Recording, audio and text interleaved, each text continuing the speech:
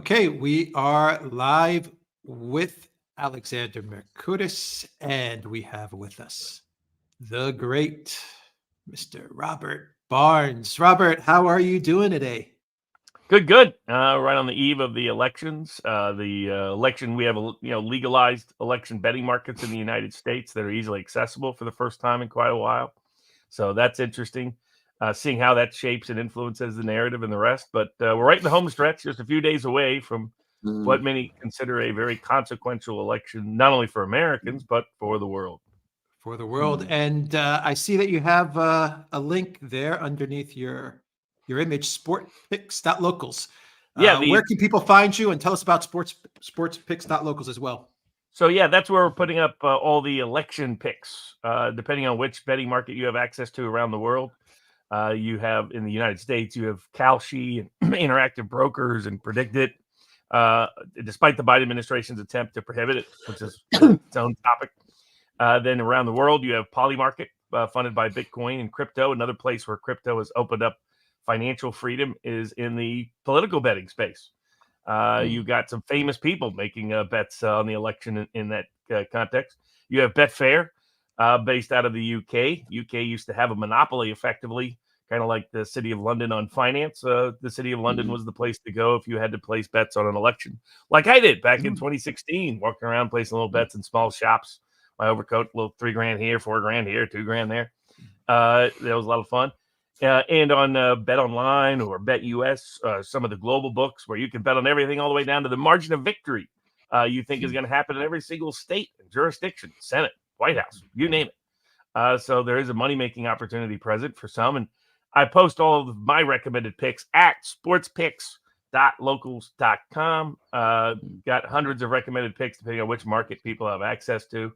And that's where I'm going to be active on election night. We'll have an open live chat. And like in 2020, it was very profitable because as we got closer to midnight, told everybody it was time to sell out of the market because some fun things might be happening between then and 6 a.m. Or funny things, depending on your verbiage. And so a lot of people were able to make money on the 2020 election, despite Trump not ultimately prevailing. And the rest. So yeah, so sportspicks.locals.com if you want to track the election, want to be active in the live chat, want to see what the picks are for the election, just curious, or if you want to try to make a little money at it. There's people trading in the stock markets. There's a Trump basket of stocks. There's a Harris basket of stocks. There's all kinds of people who have a lot of money at stake on this election, directly or indirectly, around Washington, D.C., and a lot of people in Kiev. I guess I'm supposed to call it Kiev, whatever the new phraseology is. They got a lot of money on this election outcome in their own way. So there's some people that might be looking at extradition-free countries, depending on what happens in the election. So there's literally trillions of dollars are not only going to change hands effectively by who wins on election night, inside and outside the betting markets. But the prospects for peace in the Middle East, prospects for peace in Europe, prospects for peace around the world. Prospects for some degree of independent financial system, separated and segregated from our current central bankers and central planners, all of that at stake in what may be one of the most consequential presidential elections, not only for America, but for the world in the near short term and the long term.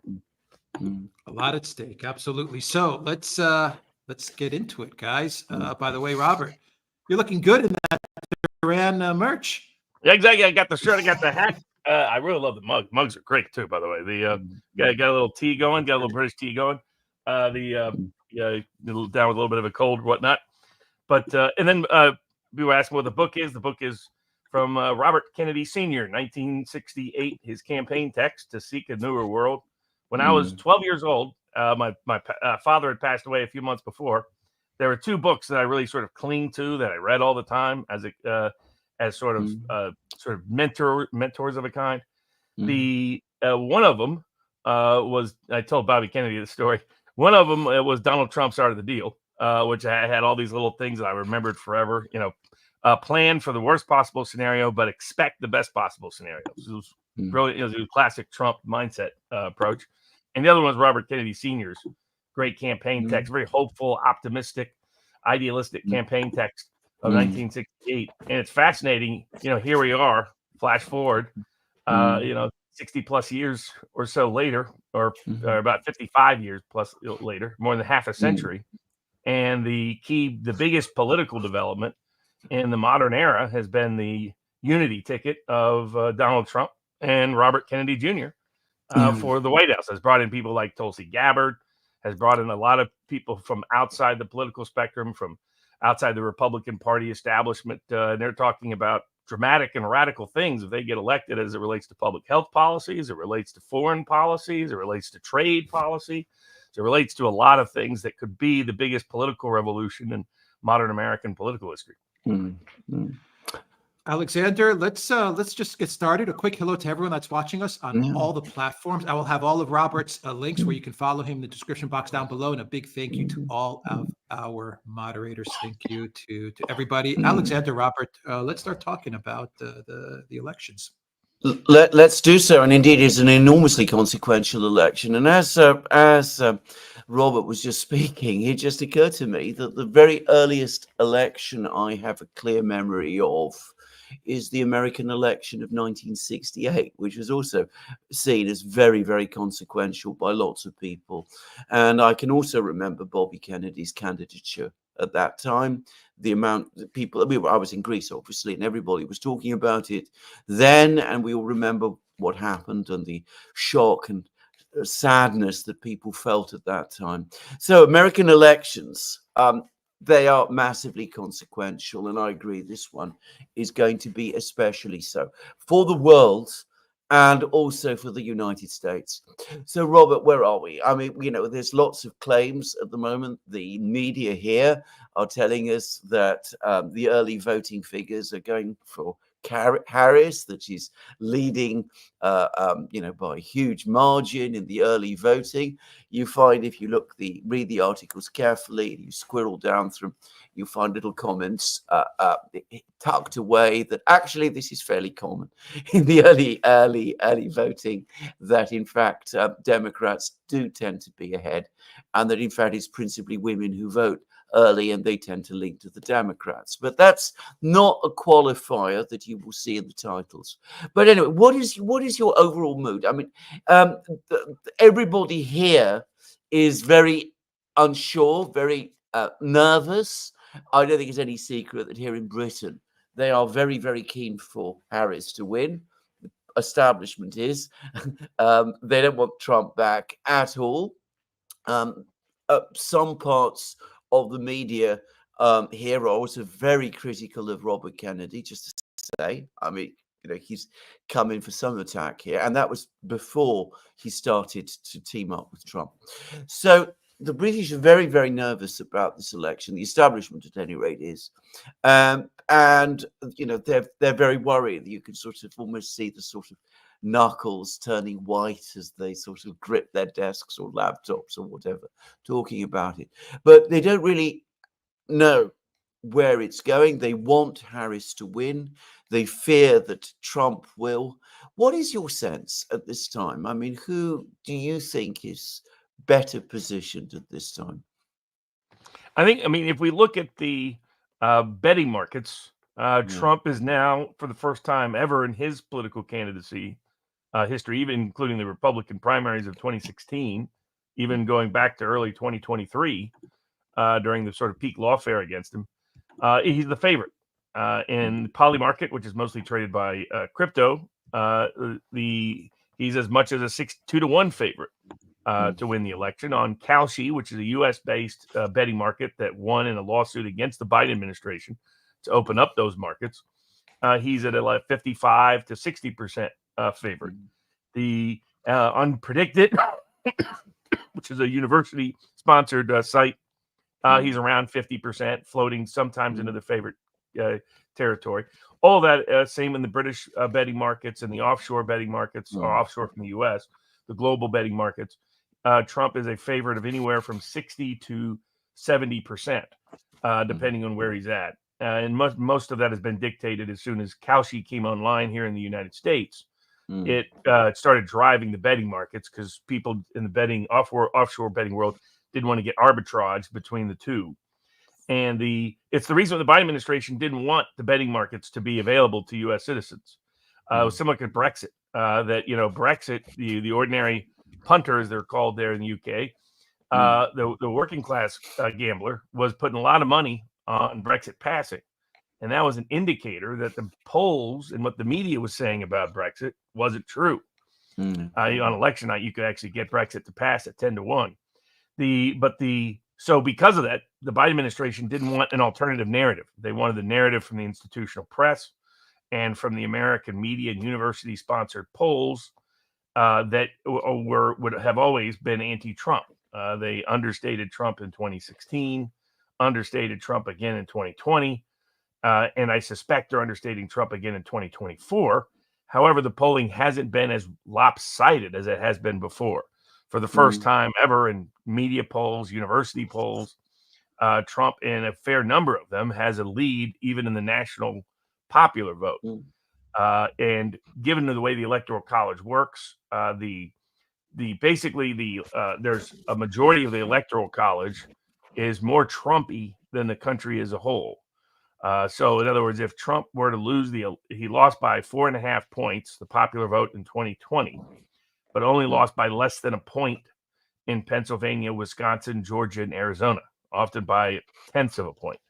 So that gives you an idea that Harris, in order to really win, she needed to win probably by 5 or more, because she underperforms in the swing states, both the Sun Belt, Georgia, North Carolina, and the further western parts of the Sun Belt, Arizona and Nevada, and as well as in the Rust Belt. The interesting thing is the coup against Biden that Democrats staged in the summer to replace him with Harris, which has never happened in American political history before, putting somebody in there that's never had to win a vote, a single primary in the modern era for the last century plus, since primaries have taken over. It worked temporarily. The media was able to create a lot of hype around her and get a boost and get what's called a response bias in the polls. And it worked up until the debate, and it worked for about a week after the debate, and then it all started to fade, as could be kind of expected. From a fundamentals perspective, it was very hard to see how Harris was going to beat Trump, because historically in American elections, like most elections around the world, people vote their sense of security and their pocketbook. They only vote other issues if neither security nor their pocketbook matter. And those are relatively new. The environment is relatively neutral. But when people think the economy stinks, or when they don't feel safe because of either domestic chaos or crime or foreign war, or war on their borders, then they tend to reject the incumbent party throughout history in almost all elections. That's been especially true in the United States. The most comparable analogies was when the economy was thought of as bad by voters, regardless of the objective data that's being falsified and fabricated on a daily basis by the Biden administration in egregious ways, which just gaslights people. But when people think the economy was bad and people want sentiment, they can look at University of Michigan. They can you look at Gallup that have done these surveys going back for decades. The only times you would find comparable bad economy sentiments, as bad as people think right now, would be 1932, 1992, and 2008. All 3 elections, the incumbent party lost in a blowout in the electoral vote. When they have felt the country's not secure or safe because of unhappiness or dissatisfaction with foreign wars or domestic chaos, like 1952, like 1968, in both of those cases, the incumbent party lost. Here you have a combination of those events. Like if you dig into the data, the number of people who think they can't buy a house, can't afford to buy a house, can't afford to buy a car, can't afford to buy like a basic utility, like a dishwasher or even a TV, things for their major furnishings for their house, is the highest rate it has been in the University of Michigan's consumer sentiment data outside of 2008. So, and if you dig into who feels that, it's a younger working class. Like in 2020, what the Democrats really benefited from was a younger population, millennials and Zoomers, who were given stimmy checks. They were allowed to work from home. They were allowed not to work at all. Nobody could foreclose on them or evict on them because there was delays on that issued by the federal government. They didn't have to pay back their student loans. So in that environment with mass mail-in voting, the implied promise of the Democratic Party is that that kind of life would continue. You could invest in, you could use your Robinhood app and invest in the stock market and so on and so forth. And that as soon as Biden came in, all the chaos would end. The chaos associated with Trump, the chaos associated with the pandemic, all that would be solved if you just elect Joe Biden. And they turned out at very high rates. And within 2 years, the promise by the Democratic Party to them had not been made. In that all of a sudden they have to start paying back the student loans. All of a sudden they have to start paying back the rent. All of a sudden their credit's at serious risk. All of a sudden they can't work from home anymore. All of a sudden the stimmy checks are gone. And everything costs a lot more. Right now in America, housing is more unaffordable and inaccessible than it has ever been in American history in the last century plus of them keeping this data. Rent's too damn high, as the old saying goes. Buying a house is not possible. Buying a new car, not really possible. Buying a new major utility, not really possible. People disproportionately living at home at the highest rate in the modern era. So about a year and a half ago, you saw these millennials and Zoomers, especially Hispanics and African Americans and working class minorities, millennials and Zoomers, say they wanted a divorce from the Democratic Party. And the candidate who is tapping them the best, they don't listen to institutional media. They're not tuned in to CNN or MSNBC or any of the 3 major networks. They don't read the New York Times. They don't read the Washington Post. They don't really care about any of that. They're on TikTok. They're on social media. They're on alternative podcast channels. That's who they love. And Donald Trump's own youngest son, Barron, is a huge fan of those same mediums of communication. Robert Kennedy tapped them first in their frustration, and that was the fuel for his political surge and his potential rise in the polls. And then he turned around and gave that by uniting with Trump to Trump. And you look at those voter groups, that's why the polls have moved. The polls have not magically got better at polling older working class whites. Kind of like if you're a UK person, imagine if the polls constantly underestimated the folks in the Midlands. That's what America's polling has been now for a decade plus. It can't get older working class voters, especially in the industrial Midwest. And it still can't get an accurate sample of them. And so consequently, the polls will always inflate the Democratic margin here more often than not, especially if Trump's on the ballot. And so what's happened is that younger working class is shifted drastically away from the Democratic Party. Ultimately, after the Trump-Kennedy unity ticket embraced Trump, they haven't embraced Republicans all the way up and down the ballot, though. They're still skeptical of the Republican brand. So what they do for the Senate, what they do for the House, still in doubt. And all these key, very close, very tight Senate races, a bunch of very close, very tight House races. Democrats believe they will hold the House. Or take back the House. Democrats believe they'll not suffer bad losses in the Senate. And Democrats believe Harris will pull it out in the end, on the grounds that people just won't tolerate Donald Trump back in the White House after January 6th. That's the Democratic internal narrative. The early voting data they're deliberately sort of deluding themselves with, because the mass mail-in vote that happened in 2020 is not happening here in 2024. It's down over half. And almost all of that decline is coming from Democrats. And it's coming from what's called low propensity voters here. People who only voted in 2020, didn't vote in 2022, didn't vote in 2018, didn't vote in 2016. They turned out in 2020. And that voter group on the Democratic side, that are registered Democrat or modeled Democrat according to the data, that voter group is disproportionately not participating. And it's across the country. It doesn't matter whether you're looking at Maine early voting data, New Jersey early voting data, New York early voting data, Georgia, North Carolina, Florida, Louisiana, Texas, really bad out in the South, the Sun Belt. In Arizona, Republicans are going to have the biggest lead on election day they've ever had in their history, in the sense that there'll be a 300,000 likely vote edge, 300,000 more Republicans than Democrats that will have voted in the Arizona elections. Here in Nevada, Democrats have dominated early voting for forever. And instead, Republicans are winning it for the first time in forever. It looks like Republicans will have a 20, 30, 40,000 vote edge on election day. And Democrats have always underperformed in the Trump era their vote margin. So in other words, they have a 50,000 vote margin, they win by 25,000. They have a 40,000 vote margin, they win by 25. It's that kind of number. Yeah. And so that's why they're in trouble in Arizona, trouble in Nevada. The other thing is black voters. The other thing that's happening is younger black men, younger Hispanic women, younger non-college white women. These are working class, low propensity, Democratic leaning groups that are not religious, not married. So culturally, socially aligned with the Democratic Party. They're just not voting at record rates. We're going to have one of the lowest levels of black voter participation compared to white voter participation than since before the Obama era. And the similar with certain democratically leaning Hispanic constituencies.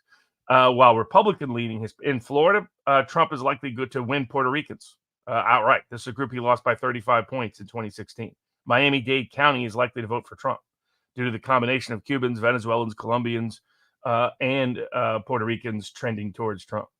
And then the Democrats Harris is literally running below Trump with pretty much every single demographic in the country. And the only question is, can she avoid losing so many of them that she could sneak out an election victory? The issue is that she underperforms amongst older blue-collar whites in the industrial Midwest, and particularly with non-Hispanic white Catholics, who Biden, for all the criticism people might have of him, he was Scranton Joe.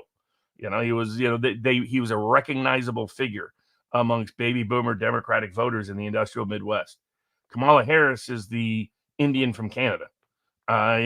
She's not relatable at the same level at any rate. We've never really had anything quite.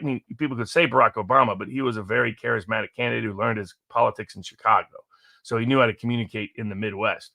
The Harris did not. Harris is from California in terms of her politics. Barely won an attorney general's race in 2010. She's never been that good of a candidate.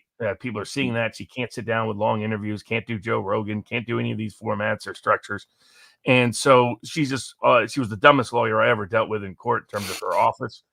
So it's just not, people are seeing the reasons why. Some of us thought there was no way they would replace Biden with her because she would perform worse than Biden. Biden would have performed better than her because he could hold and attach to some of these older groups, despite his mental status that she has great trouble reaching into.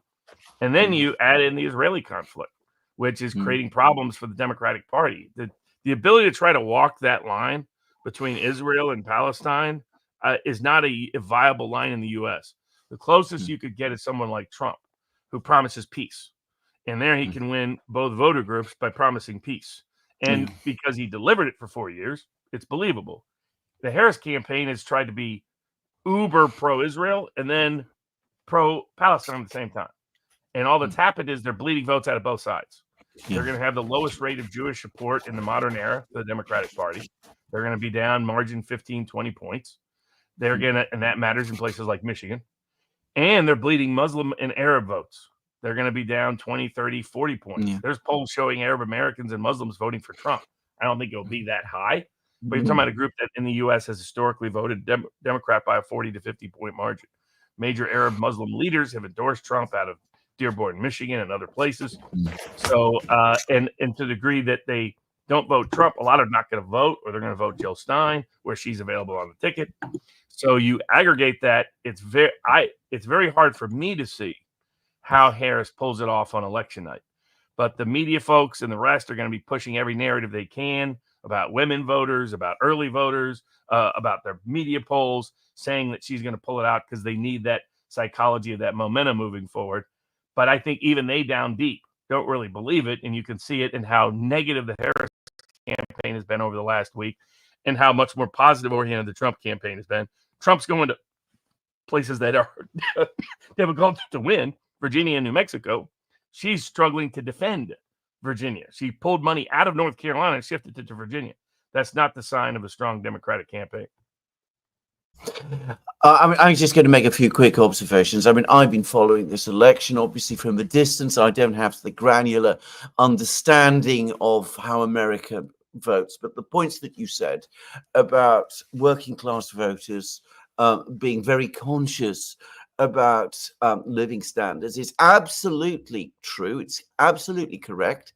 Anybody who's been involved in elections, and I've been involved in elections in Britain, and I've been involved in elections in Greece, and I can say that it's exactly the same there. It's exactly the same everywhere. And it's not surprising, and it is right that it should be so, because after all, elections are supposed to be about, what concerns people, and what should concern people more than anything else, obviously, is their condition of life and of their families too. People are always far too haughty and arrogant about these concerns. But if you actually spend any time with these voting groups, you can understand that completely. But if you are faced with this problem, if people are feeling under economic pressure, then the way to win them back, or at least the way to make some to get them to listen, is to come and explain how you personally, as the candidate, are going to make their condition better. And at the very least, you've got to show that you understand that they are not doing very well, that they are under this sort of pressure.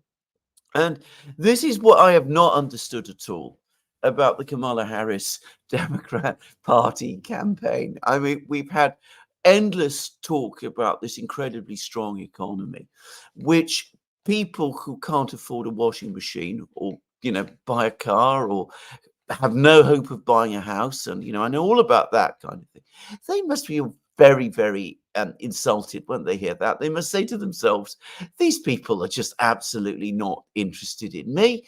And they talk about a strong economy. They mean a strong economy for themselves. They are not interested in me. They don't care about me. So that's already going to annoy and anger people. And instead of a program, we've had memes. We've had, the joy meme. I mean, everybody's got to be absolutely happy and full of joy because Kamala Harris is the candidate.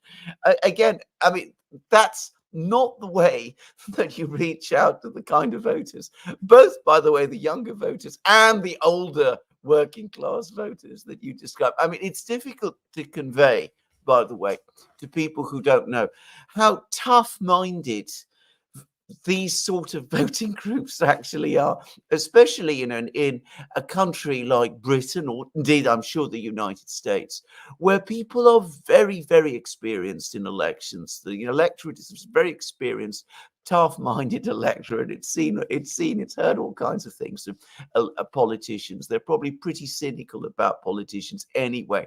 You tell them, vote for me because I'm the candidate of joy. It's very weird. And then, of course, the weird, that the other side are weird. What does that even mean? And, they spent weeks on all of this. And then, of course, it all became exhausted. And it turned out that they didn't have anything meaningful and important to say. And so what they started to do was to say rude and absolutely horrible things about the people on the other side, except that does two things, which, if you again have any experience in elections, you know what a mistake it is. Firstly, it's not believable.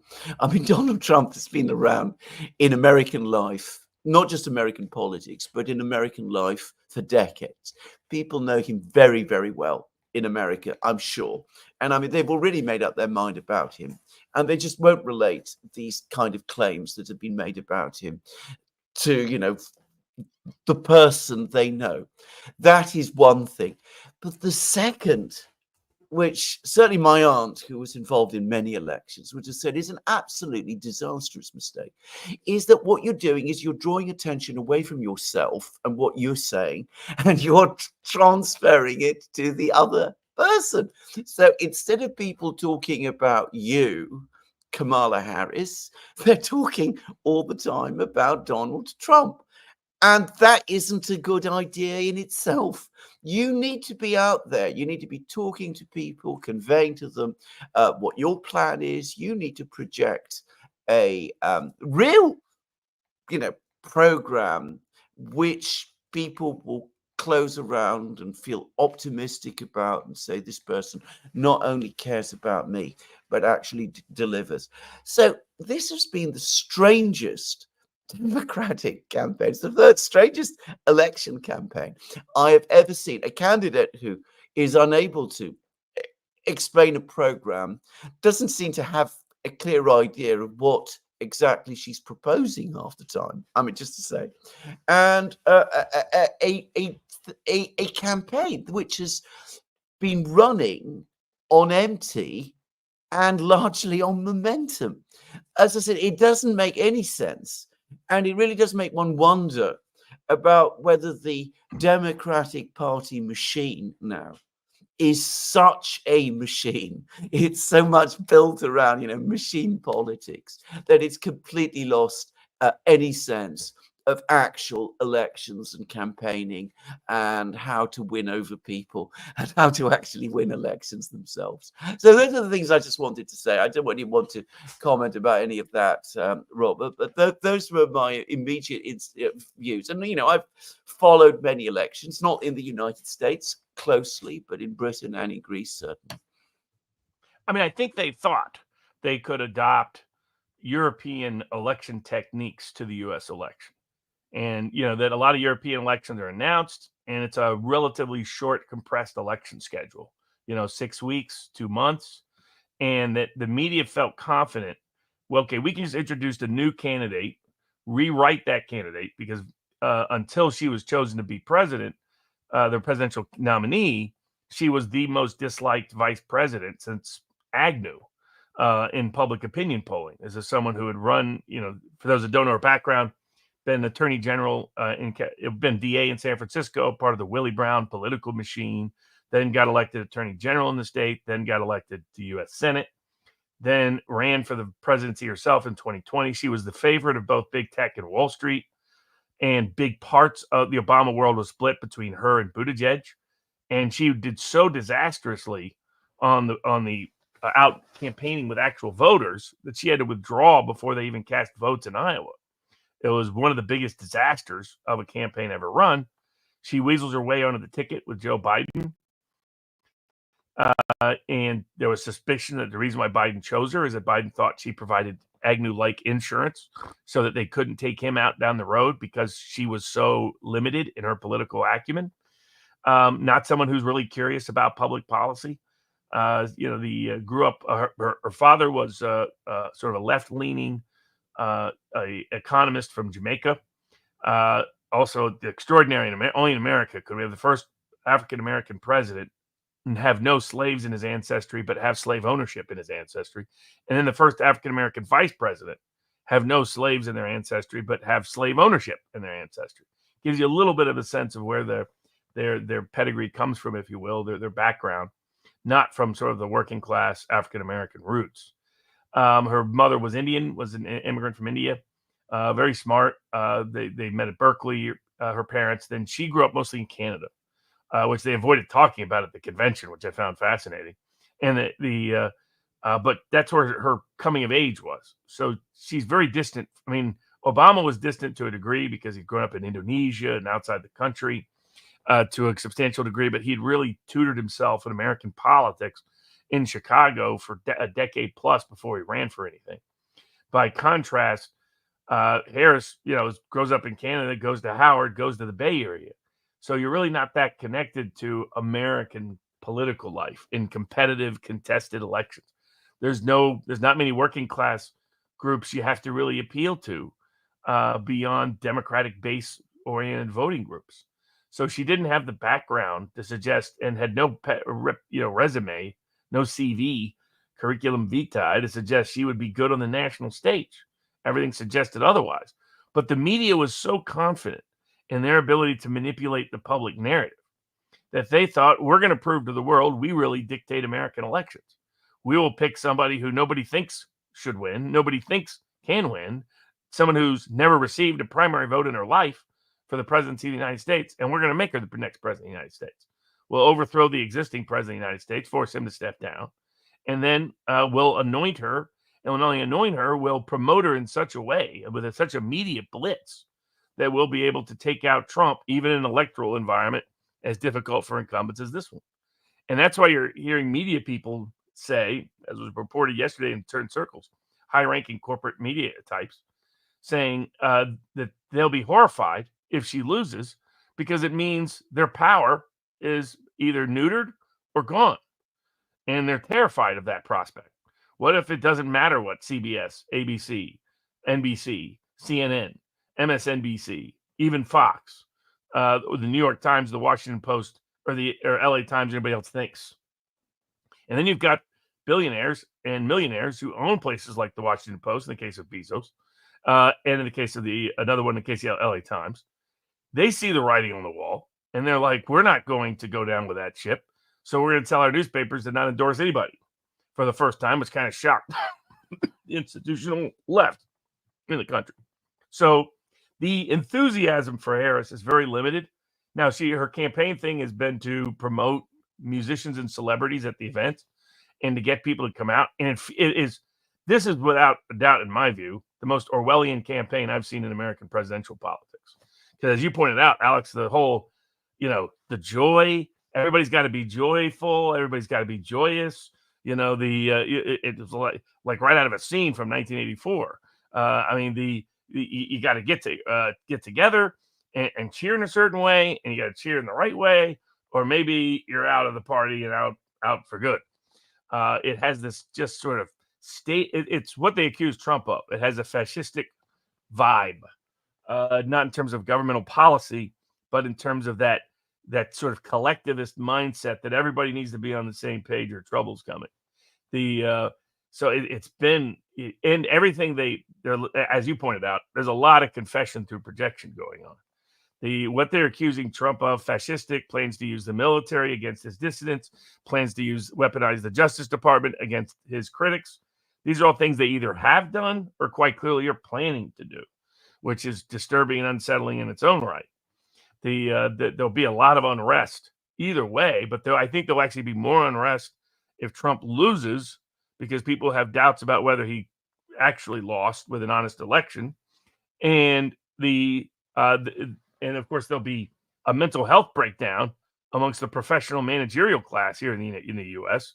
in places like New York that can't conceive of an indicted, impeached, bankrupted. At least that was the goal, Trump prevailing. They don't see that as lawfare. They see that as vindication of their theories about Trump. The rest of the world sees it as lawfare, as bogus cases promoted for bogus reasons, but they don't. The bubble is so small here. It started with the whole safe space movement in response to the kidnapping risks of the 90s, to where kids grew up. It was dangerous to be around other people. To be around strangers, where kids used to grow up, play games in the street and go and do whatever they wanted. That was no longer the case. It was, play dates and structure. And then you go to college, it's safe spaces, graduate school, safe spaces. They literally, as the book Big Short details, they started only going to the same churches, same social clubs, same neighborhoods, same schools, everything, to where they isolated themselves from middle America. And it's why, they believe their own nonsense about, the economic data. As you pointed out, what they're doing is they're gaslighting people, and it enrages them. That, there's a viral video a couple of weeks ago from a young black man who Democrats knocked on his door, and he was like, well, here's why I have problems with the Biden administration and Harris. And oh, you don't understand. That's all fake. That's all fake news. The economy is great. Economy is totally, totally great. I was doing an event with George Gammon and some folks out here in Vegas, rebel capitalist. And he was asking me, he goes, okay, so when we get some economic data here, this was a couple of weeks ago, what's the odds that the data is inflated and suggests everything's great again? Economics said pretty high. They're going to report a good GDP number. They're going to report certain good payroll numbers. They're going to report numbers that don't really make sense to people in the lived economy, lived world. But then all they do is they keep insulting them by telling them the economy is great. They insulted them. Their fact checking of Trump they did during the debate and Vance backfired, because they're sitting there telling people, oh, there's no problem with immigration. Immigration is totally under control. That, there's no, you can't bring people from totally, completely foreign culture. There's been an issue throughout Europe and large parts of the rest of the world, even Central and Latin America. and suddenly think everything's going to be kosher. I mean, the Haitians have had a different life for a very long time, different cultural viewpoints, different. You go back and read the old reports of when the Marines were in Haiti and what they witnessed and how it was a cultural shock to them.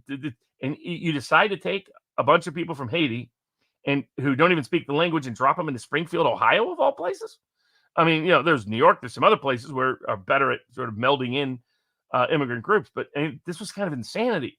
Their set of policies, and then you convince them nothing bad is happening. That there's no crime increase, there's no housing cost. I mean, when Vance was on with Rogan the other day, he said, "Look, the universal demand for illegal immigration is coming from big corporations who want to pad their pockets with cheaper wages," which was Bernie Sanders' view in 2015 until he suddenly decided to go woke and identitarian rather than be a class-based politician. And that's sort of what happened. So when they tell them, "Oh, there's no issue with immigration," everybody in their neighborhood knows the otherwise. When they tell them there's no issue with crime, everybody knows a story of somebody close to them that knows otherwise.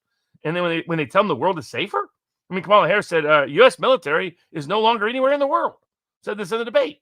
And it's like, no war zones. And some military soldiers spoke up. They're like, "That's news to us because we got shot at yesterday." I mean, we're all over the place. Was it 400 military bases? It's absurd. But they're sitting there saying, "Hey, everything's fine." And yes, and somehow the world is more peaceful. I mean, you got people like Alan Lichtman with his 13 keys, which really just means, do people feel safe? Do people feel prosperous? But he's decided to ignore all that because he hates Trump.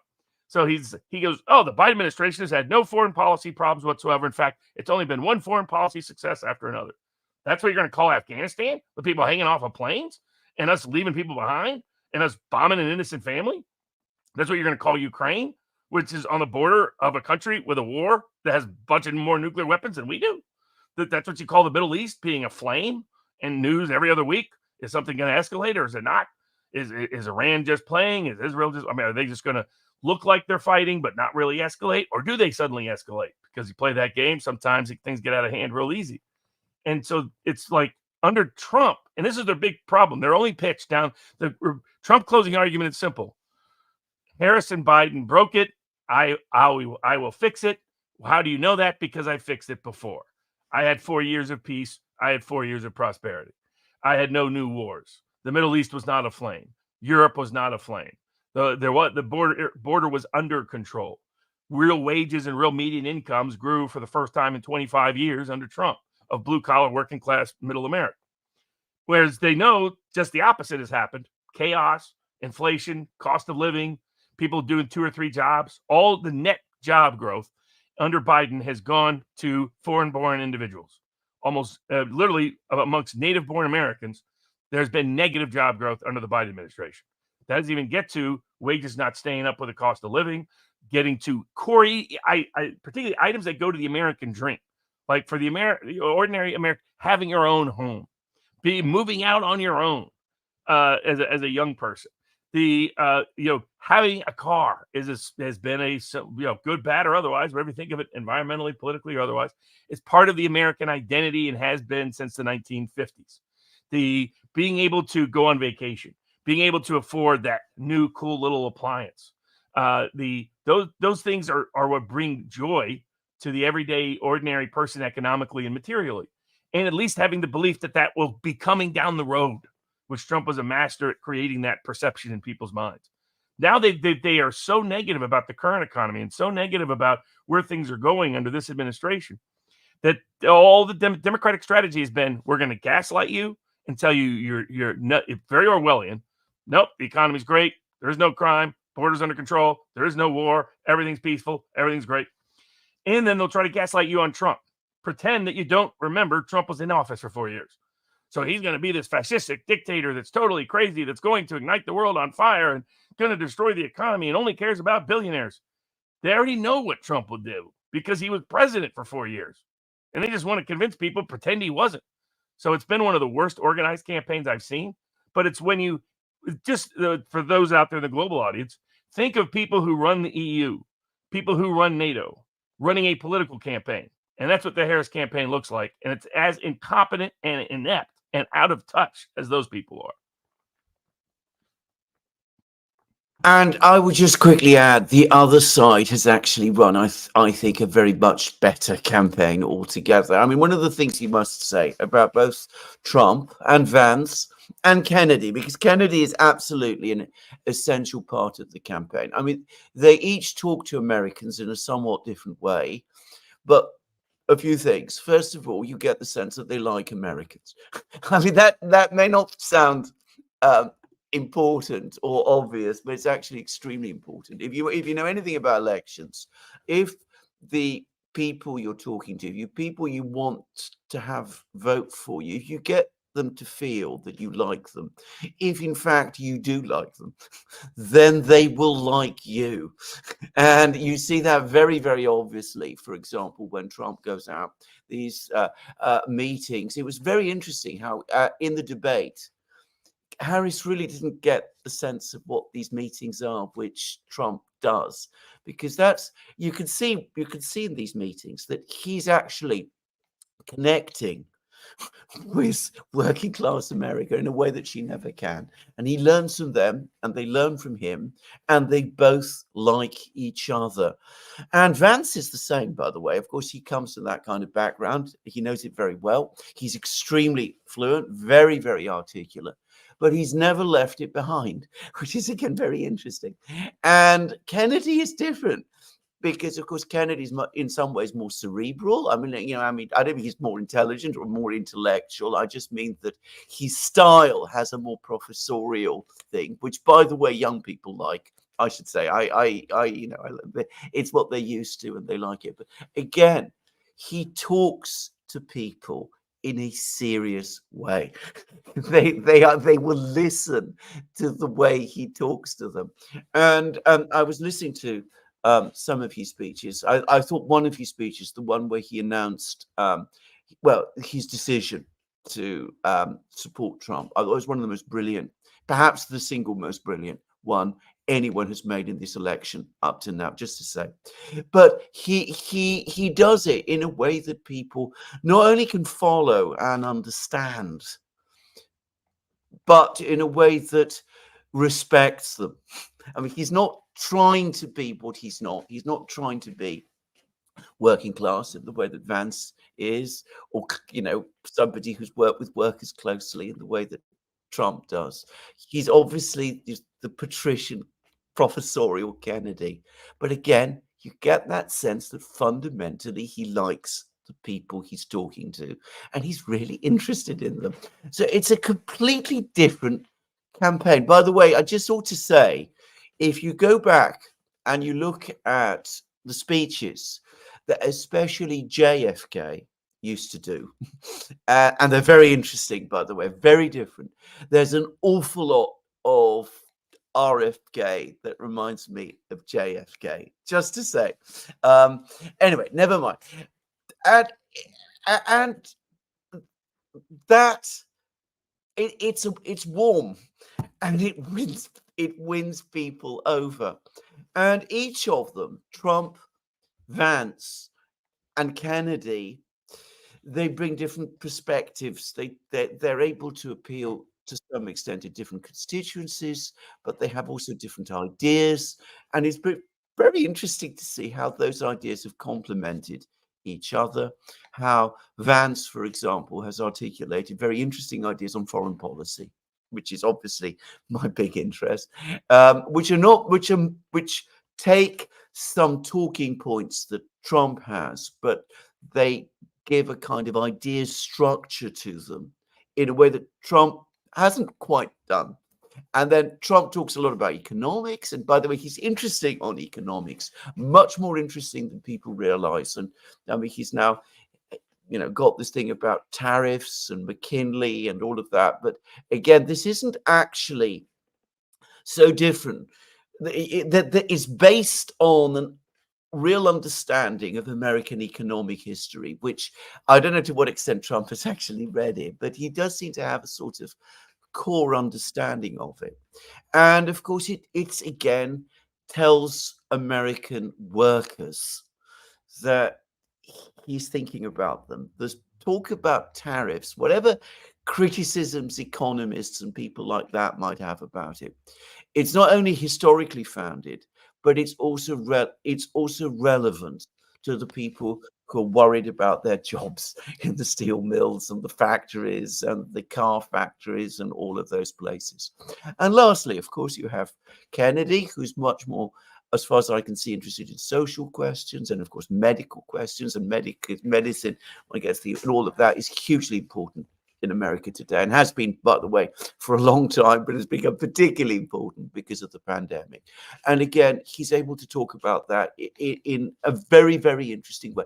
So you have a very, very interesting campaign on the other side, on one side, and another campaign, the other side, the Harris campaign, which has said nothing. I mean, I think, I should just give away. We've had some exchanges, Robert and I, but I've just struggled to see what exactly Harris's ideas and policies are. And I've never really got any sense of them. I mean, what is she in favor of price fixing or not, for example? just asking. And then you have a vice presidential choice on the other side, who's just been a complete empty suit as far as I can see. I mean, I just cannot understand, again, the electoral dynamics or thinking, if you like, which resulted in them choosing Waltz to be the vice president. Because he is, I mean, if you add 0 to 0, which is what Harris is, and you add another 0 to it, you just end up with 0. Anyway, that's my views. Just to say, just any thoughts on that?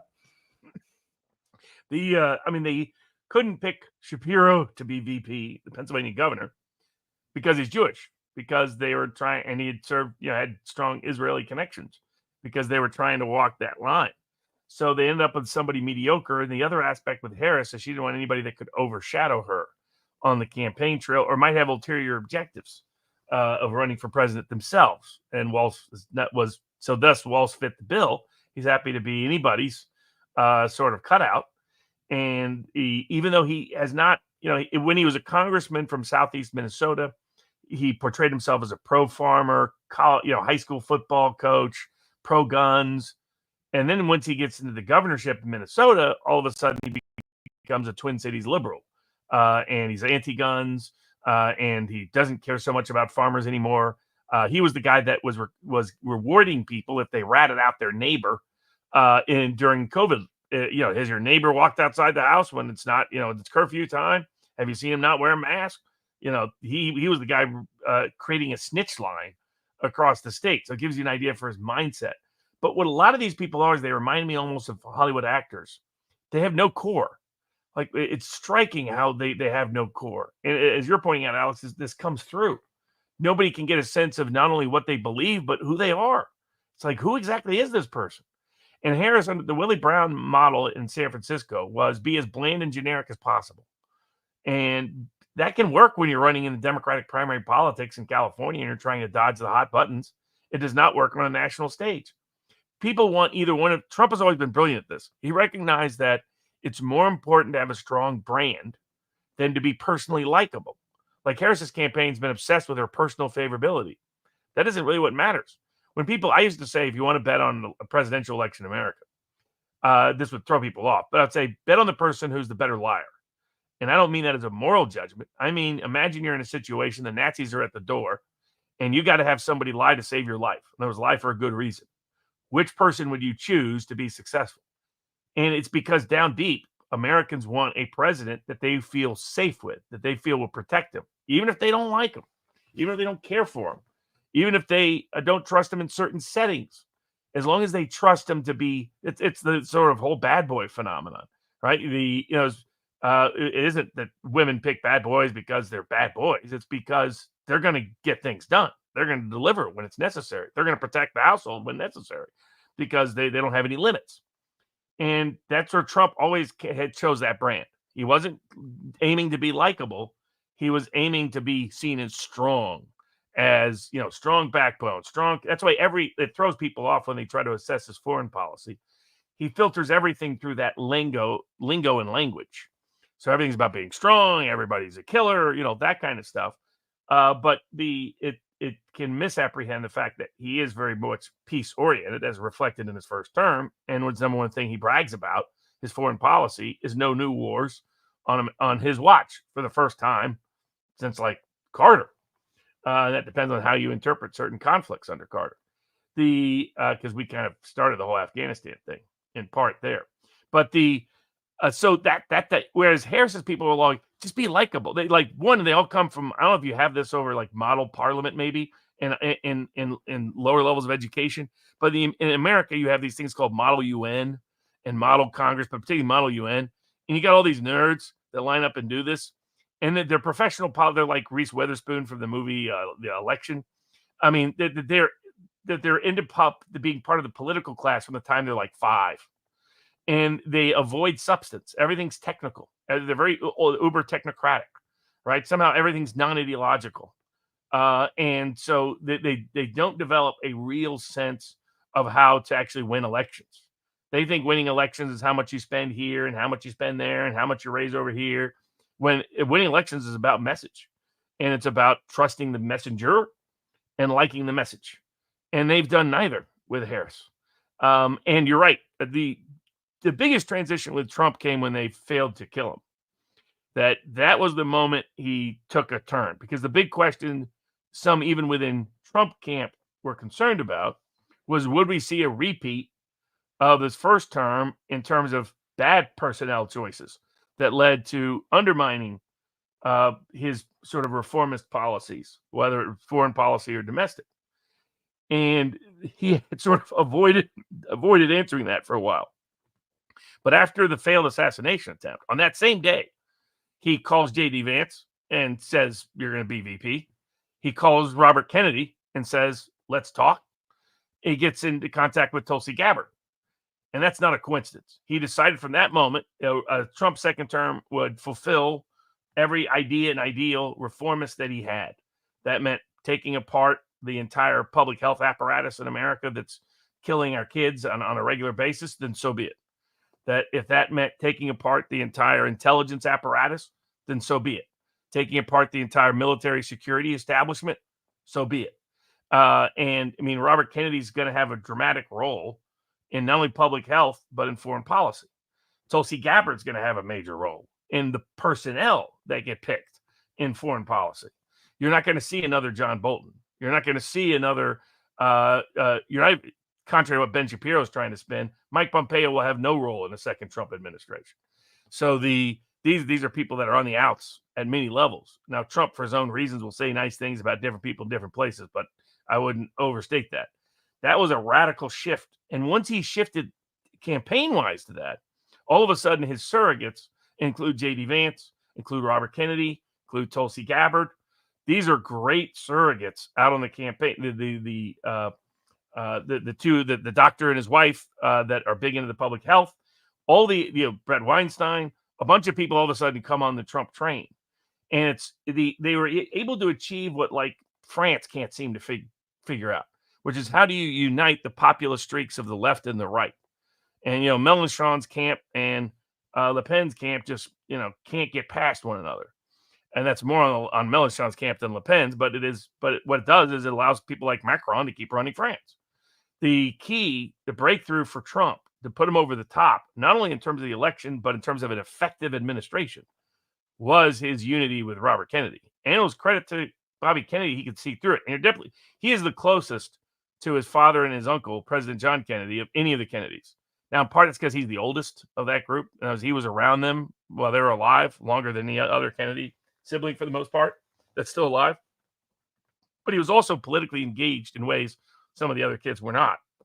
But you can see, and you're right, in his speech style, in his political acumen, his recognition that he could create a unity ticket with Trump and how powerful that could be on a populist left-right marriage and how reformist that could be was essential. If he didn't have that political skill to see that, he ends up a spoiler and gets nowhere. And so that was brilliant, and brilliant on Trump's part. And Trump I know the people that are behind the scenes on the transition team. Trump is absolutely delivered in the sense that Tulsi Gabbard's going to have a big role. Robert Kennedy's going to have a big role. People like Steve Bannon will still have a big role, despite them locking him up for most of the election, which is still insane. Harris running around saying, can't vote for Trump, though he'll lock up his opponents, while Steve Bannon was still in prison. It's just mind-numbing. The level. But yes, so the Robert Kennedy was critical to particularly bridging that new group. So like I helped create a group called 1776 Law Center.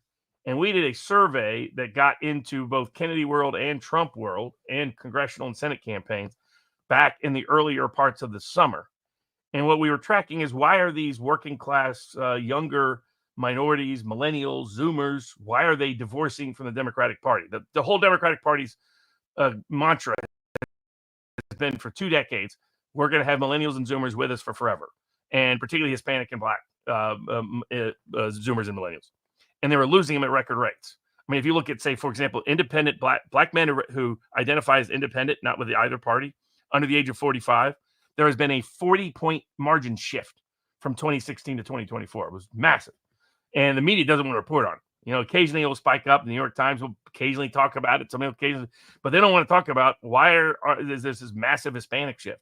Why is there this Hispanic Black voter shift? So instead, the narrative will all be about women. And if Harris loses, they'll say it's because America's misogynist. There'll be that routine. Plus, Joe Biden shouldn't have held on too long.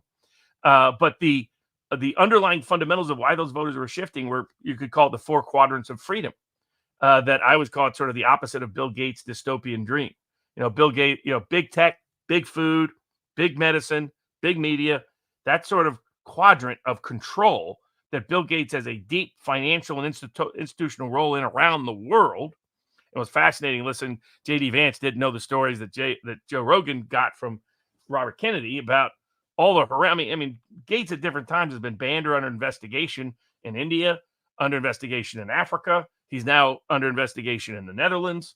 Because of who he is. He's one of the nastiest Bond villains on the planet. He makes George Soros look like a walk in the park to a degree. I mean, because he's been more insidious at his influence. That control grid requires people be on it for big tech, big food, big medicine. You know, this corporate, they control our bodies, they control our brains by the information sources available to us, by our cultural expression, what's permitted, what's not, and what food we are able to digest, what medicines we put in us. And what we found with these young working class voters is they overwhelmingly didn't want to be any part of that control grid. They want to get food from their local farmer's market. They like the organic alternative health medicine folks.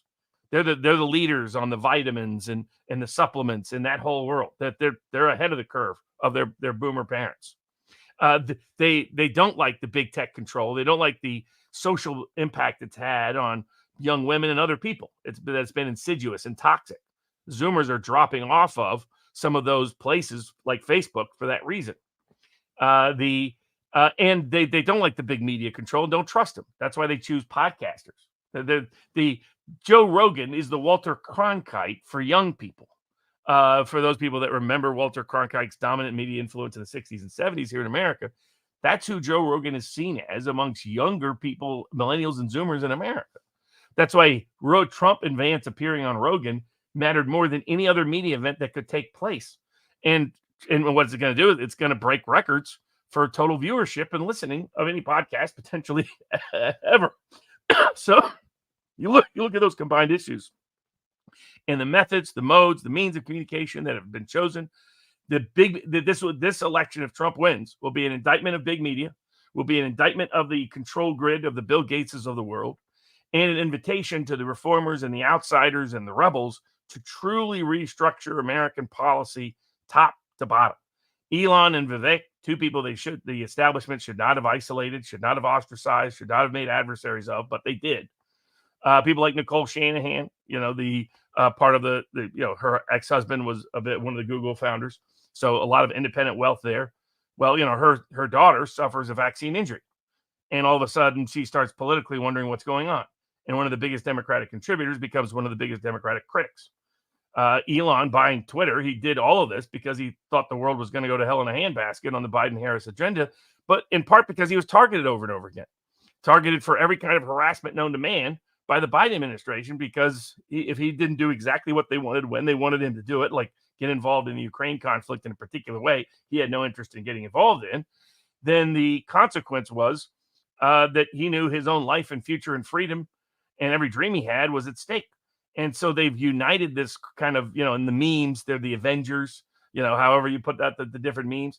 And then to your last point, Alex, or lastly, to the point about accessibility of these candidates, not only communicating a certain brand of strength, of confidence, of belief, of really trying to put these policies through, but also the other personality aspects. But you're absolutely like Trump there's been 8 iconic photos in this campaign that are going to be there for 30 years. I mean, between the Trump mugshot and then you have the Trump shot where he stands up and raises his fist right after they try to kill him. And then you have the Trump-Kennedy handshake where you got the fireworks, lights going off in the background. And now you got Trump at McDonald's and Trump the garbage man. And he really boosted with young voters after the McDonald's thing and a lot of blue collar voters because they're like, this guy really likes this kind of work. They didn't feel like this is a billionaire looking down on us. This is a political class person who sees us as beneath them. That this is a guy who would sincerely like to make sure he got the fries right, didn't touch it with his fingers, and maybe put a little extra. And that there's a guy who loves being in the garbage truck and driving around in it and all the rest. So he's not your typical billionaire. And the stereotypes and caricatures of him have fallen apart because they've communicated in an accessible way on issues that really matter to the key voter groups. Absolutely. And just to add about Trump, 2 other things. Firstly, he has a sense of fun, and, which is not to be confused with, this joy. And by the way, you're absolutely right. You're talking about joy. I mean, the joy of 1984. And by the way, there's all sorts of other emotions in 1984. There's the 6-minute hate, and we have all of that as well. But anyway, but seriously, I mean, Trump has a sense of fun, which these people don't have, and it's real. I mean, he actually enjoys doing these things, and you can see that he does, and that's one reason he does it very well. And I thought I was very interested by your point about strength and about Trump knowing how to convey strength. And of course, one of the reasons he conveys strength very well is because in a very real sense he is strong. I mean, as somebody who has survived, I don't know, you tell us how many was it 20, 30 lawsuits of the kind, threatened to lock him up, to, accuse him of every conceivable thing on planet Earth. Well, you're a trial attorney. I've done some work in that field myself. Anybody who knows anything about the legal system knows what an absolute nightmare, how it grinds you down if you get through it.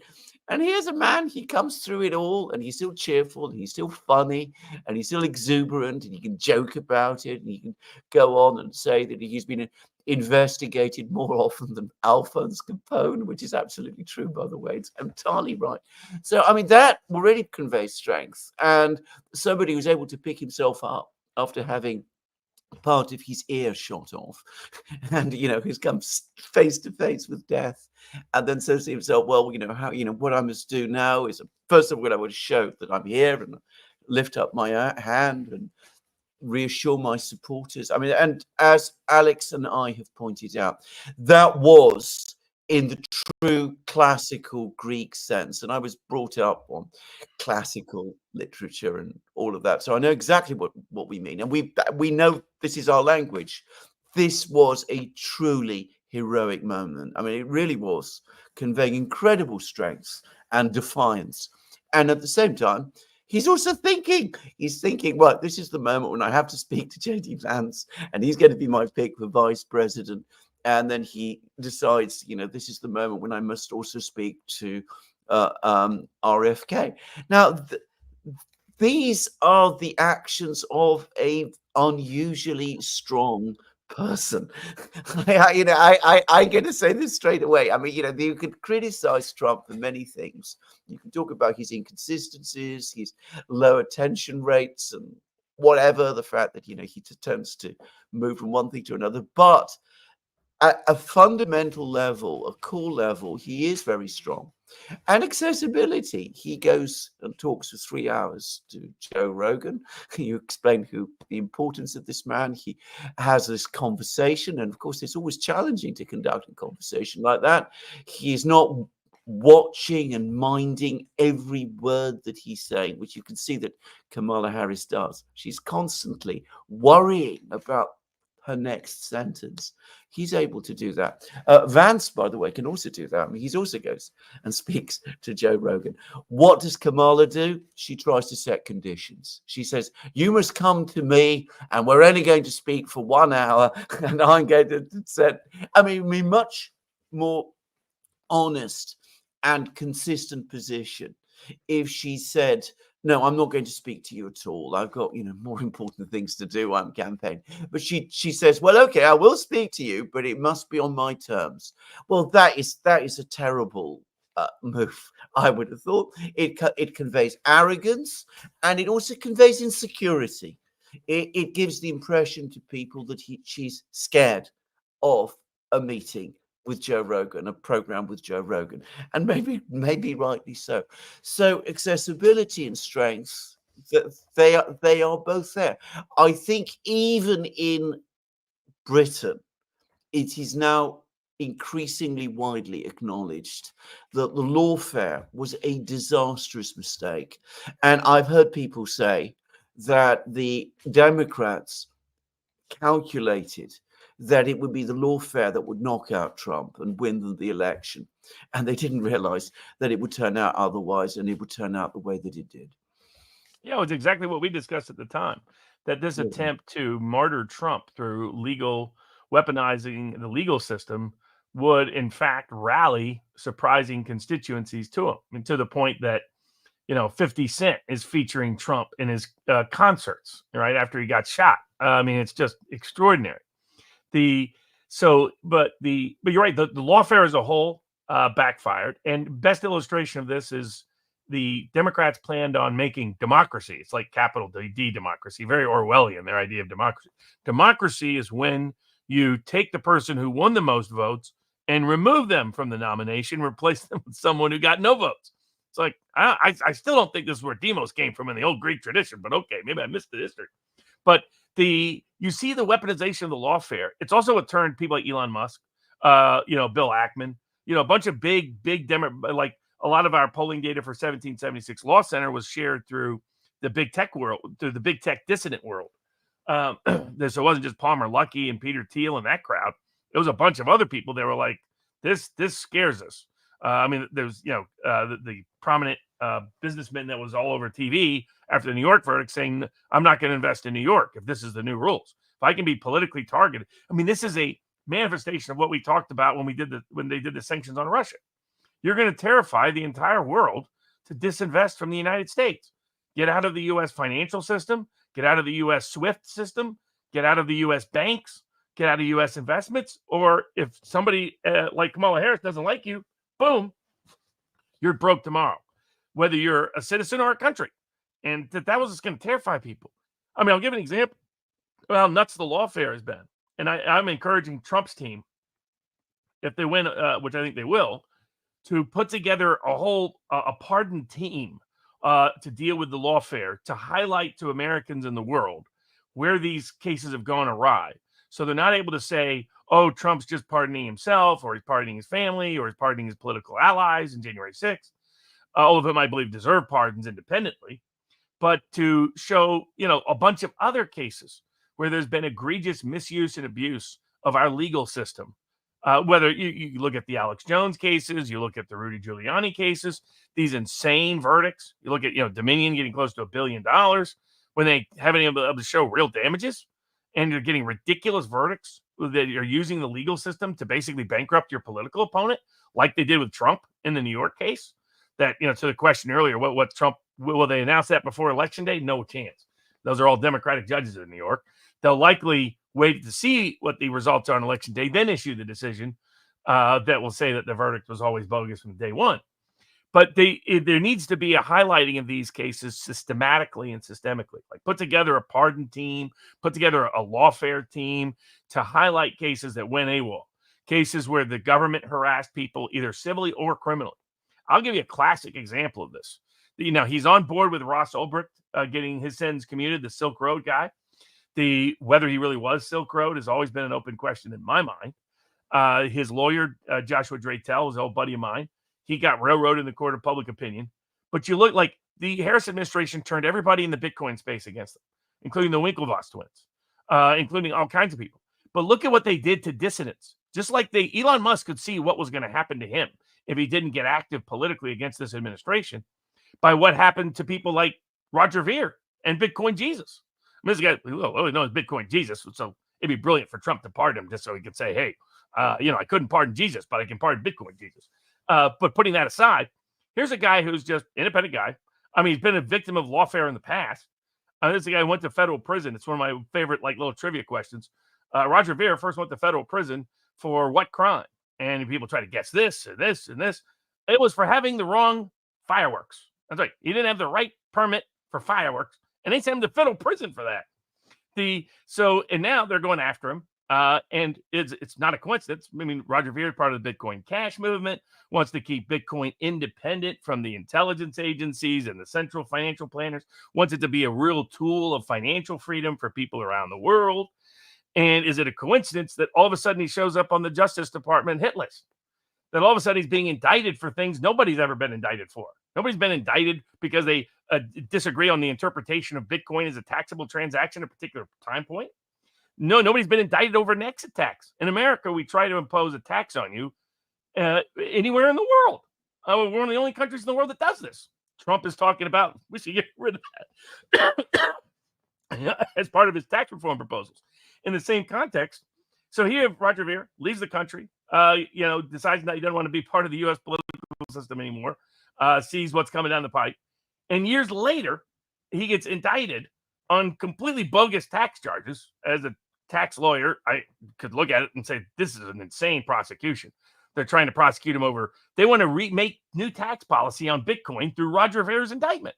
They want to establish the right to do a property tax. In the United States, there is no property tax because the Constitution prohibits it, requires apportionment. And the income tax only allows income to be taxed, not property.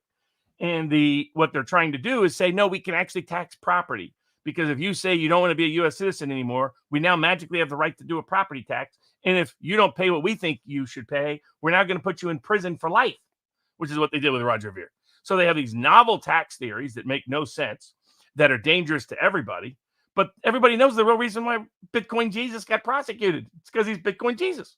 And because he said maybe the intelligence agencies shouldn't try to co-opt Bitcoin. And he's one of the highest profile people doing it. That's how this system responds to everybody like that. You stick your head up for 5 seconds. And that's what the lesson of the Trump lawfare was to everybody. It was like, oh, that can be me. That can be me even if I'm Elon Musk. That can be me even if I'm Bitcoin Jesus. That can be me even if I'm some ordinary schmuck or some elderly lady that just went on an unpermitted tour of the Capitol on January 6th and committed no act of violence and was often invited in by the law enforcement agents. So that's why right now on that polling question, democracy and corruption, there's no Democratic advantage. Something that was a 40-point Democratic advantage in 2020 is now gone because the American people have seen through the lawfare. They're like, this is insanity. And they want nothing to do with it. They wanted independent, impartial FBI. Now, some of us have pointed out the FBI has really never been that way. It was politically created by J. Edgar Hoover, who used his role as a Bureau of Investigation with the Justice Department and the fear of communists and anarchists in the 1918, 1919, 1920, with cases, by the way, managed to never solve. How is it they never solved some of these supposed anarchist crimes? People should ask themselves that. But whether some other things might have been in play there. But he was able to use those to create the Federal Bureau of Investigation, which has been as political as any law enforcement bureau in the world during its tenure. Just the normie didn't know it because the one thing the system was good at was shaping the media narrative. People believed in institutional sources. They believed in judges. They believed in prosecutors. They believed in FBI agents. It's kind of the dragnet world of TV. Look at how much American culture is built around how wonderful American law enforcement is, how wonderful American military is. This propaganda started to fall apart when they went after Trump because all of a sudden it was a crash course. Maybe these other cases are bogus. Maybe these agencies are corrupted. Maybe they're corrupted at the core. Maybe we need just a complete restructuring at the very top of them, as is what Kennedy is planning, Tulsi Gabbard's planning, Trump is planning. And all of that's because they radicalized him by trying to impeach him, imprison him, bankrupt him, and kill him. And it turned out what they got was not a weakened Trump, not a softer Trump, not a Trump, a retreating Trump, but the strongest Trump that's ever been, both on the campaign trail and in the next administration. So where are we going to be? Because if we get Trump elected in November, on the 5th of November, are we going to have a result on the day itself? A lot of people have been asking me that question, and I was wondering whether you had any thoughts about that. And secondly, will this be challenged? Will there be attempts? After all, they've said he's a would-be dictator. They've used the F word against him. They've used all of these things. If you believe all of that, you could almost say that they're under an obligation to prevent him becoming president. I mean, this is the other terrible thing, by the way, about this kind of rhetoric, is that it does, in my opinion, license extreme acts. But anyway, what will they do? Will they just accept the fact that he's been elected? Will they recognize the election after the 5th? Will there be attempts, on the contrary, to do things with the Electoral College? Or will it be so cut and dried and so clear that it'll be impossible? And if he does become president, will he face the same kind of problems that he faced the first time round? The Justice Department completely out of control, obviously working to remove him, and intelligence community doing the same. Problems right across the entire government bureaucracy, the deep state, in other words, unleashed against him in all its horror. Will he face all of that, or will he be in a far stronger position this time with a popular mandate and with a much, much stronger, much more consistent, much more coherent and disciplined team of people supporting him? Again, I'd be interested to hear what you have to say. Absolutely. I mean, I think he has aligned himself. It's by far the best campaign staff he's ever had, or campaign team. When you put people, not necessarily, there's some people inside the campaign organization that are the same kind of swamp creatures as past. People like Chris LaCivita and Susie Wiles. These are not reliable, trustworthy people. They're corporate lobbyists, but their role has been mostly relegated to secondary significance. The real policy-making, personnel-making people are of the Robert Kennedy, Tulsi Gabbard variety, and people that they in turn have brought in. People like Thomas Massey is going to have a significant role in agriculture. People like Rand Paul is going to have significant impact on both State Department potential policy and Federal Reserve policy. J.D. Vance is, it's talked about having the same Federal Reserve skepticism as Robert Kennedy, as his uncle, President John Kennedy. So the reformist agenda is real, and they know it's coming. The question is, are they in delusional mindset so that they've convinced themselves they can't lose? And that's why we didn't see any unique October surprise.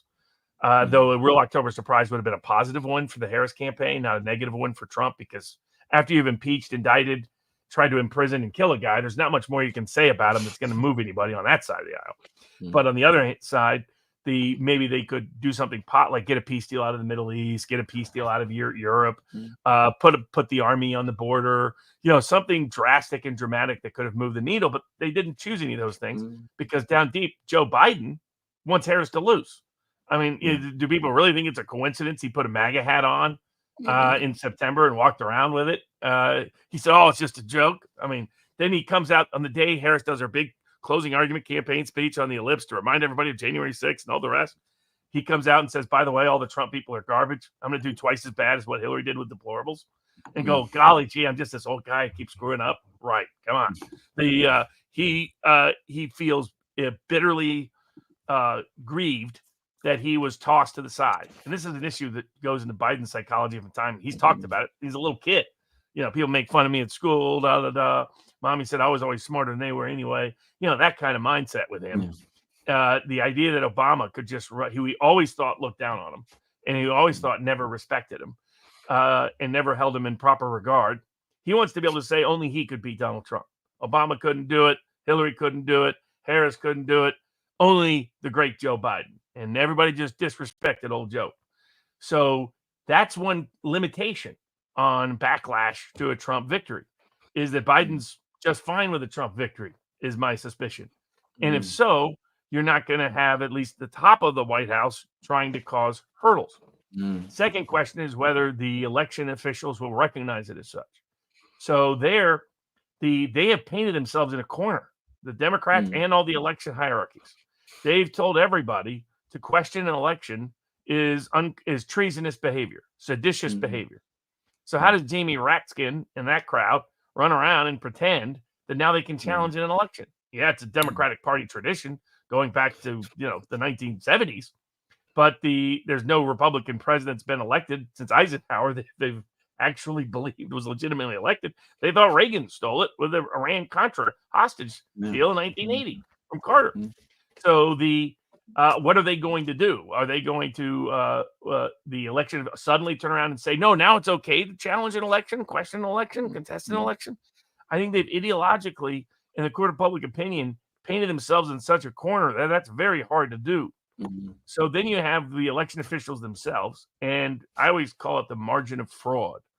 And what I mean by that is when historically in American elections, when you have an election that's close enough that you could pad the ballots with questionable ballots, that's what I'm calling the margin of fraud. If people know that the election is not going to be that close, they're not going to risk getting caught for even doing any fraud. That's why you tend to only see allegations of fraud when the election is really tight. It's because the fraudsters have no interest in pursuing it when there's more risk than reward. I think the margin, if the national polling is correct, if the environment is reading it right, in terms of, take for example, one of the most predictive metrics last 4 presidential cycles has been Gallup's polling on 2 issues. Which party do you identify with, particularly for independents? Which party do you lean towards? And second, what are the top issues and which party do you favor on those issues? Whichever party wins that tends to be the exact margin since 2004. Right now, for the first time in the history of Gallup polling, which goes all the way back to the 1930s, the Republicans have an edge in party affiliation identification. It's predicting that Trump will win by 3 points. If Trump wins by 3 points, given the Electoral College leans towards him by another 3 or 4 points, well, that means it's not close on election night in North Carolina, Georgia, Pennsylvania, Michigan, Wisconsin, Nevada, or Arizona. And underneath the hood, the early voting data shows Democrats doing far weaker. They're not getting that low propensity vote, that young working class voter, that young black man, young Hispanic female, young non-college white woman is not interested in Kamala Harris. They weren't able to sell why they should be enthused and excited for her. They're disappointed by the Democratic Party, and they're just not voting. And so that's already showing up in the early voting data in states that vote early heavy, like Nevada, like Arizona. You can assume it's going to trend everywhere else because so far it has in the limited data we have from those other places. So in that instance, I don't see how the election officials try to play games because they know they're under heightened scrutiny because of what happened in 2020. And then you have people like the governor of Pennsylvania, like some of these key states. You have Democratic governors in Pennsylvania and Michigan. However, you got Republican governors in Nevada and Georgia. The 2 Democratic governors, including the Democratic governor from North Carolina, all think they're going to be a future presidential candidate.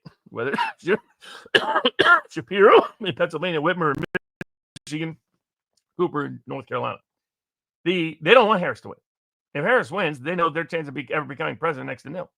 And it's probably not a coincidence that the Pennsylvania legal authorities keep accidentally catching people doing fraudulent behavior in the election contest. There's already been like 7 different cases in 6 different contexts in the last week.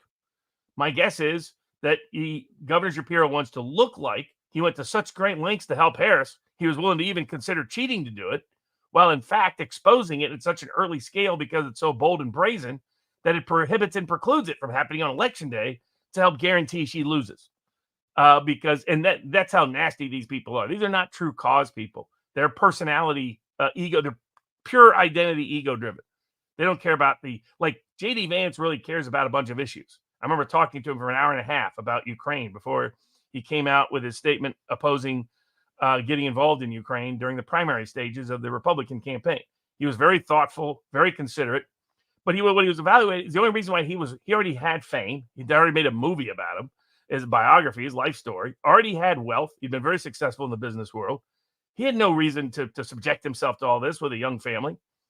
He was doing it because he couldn't get out of his head what happened to him and people he knew that went to war in Iraq, believing the patriotic cause and discovering they were systematically lied to, and they died for nothing. Their friends and family and others died for nothing. He couldn't get that out of his head. He's like, if I can do something to prevent the next one, I'm going to. And so you have people who are cause-driven, idea-driven, belief-driven, values-driven on the Trump side of the ticket that creates a unique form of unity and dedication. Whereas on the Democratic side, down deep, they're all waiting to knife the other. They can't wait. Buttigieg would love to knife Harris when the right chance comes. I mean, some of these Democratic, Biden will do it. Buttigieg will do it. Whitmer will do it. Shapiro will do it. Newsom in California will do it. I mean, Shapiro, after the garbage statement was made a bunch of media circuits saying what a terrible statement that was. Well, why are you highlighting that there, Josh? So now, not that any of these guys are geniuses. I mean, he decided to keep going after Amos Miller, the Amish farmer that I represent, trying to shut him down to this day, pending in Commonwealth Court of Pennsylvania. And what has it led to? 80,000 new Amish voters out of Lancaster County who have turned out to vote with mail-in voting that didn't vote before in prior elections. And the reason they're turning out is their whole way of life is being put at risk by the Democratic Party policies, as they've witnessed in the Amos Miller case. So I think that I'm hopeful that we don't see the last piece. Will there be unrest? There's a lot of predictions of unrest, civil unrest, riots, protests. I don't know how much that will be, because the zeitgeist for that, the energy for that, comes from younger groups, comes from Antifa-related groups, hard progressive groups. They are much more concerned with Israel and Palestine than they are Donald Trump at the moment. So I'm not sure they're going to take to the streets and have BLM-style riots if Trump wins, because a lot of them are deeply disappointed in the Democratic ticket. I mean, Harris wouldn't even meet with certain Palestinian leaders at the Democratic National Convention.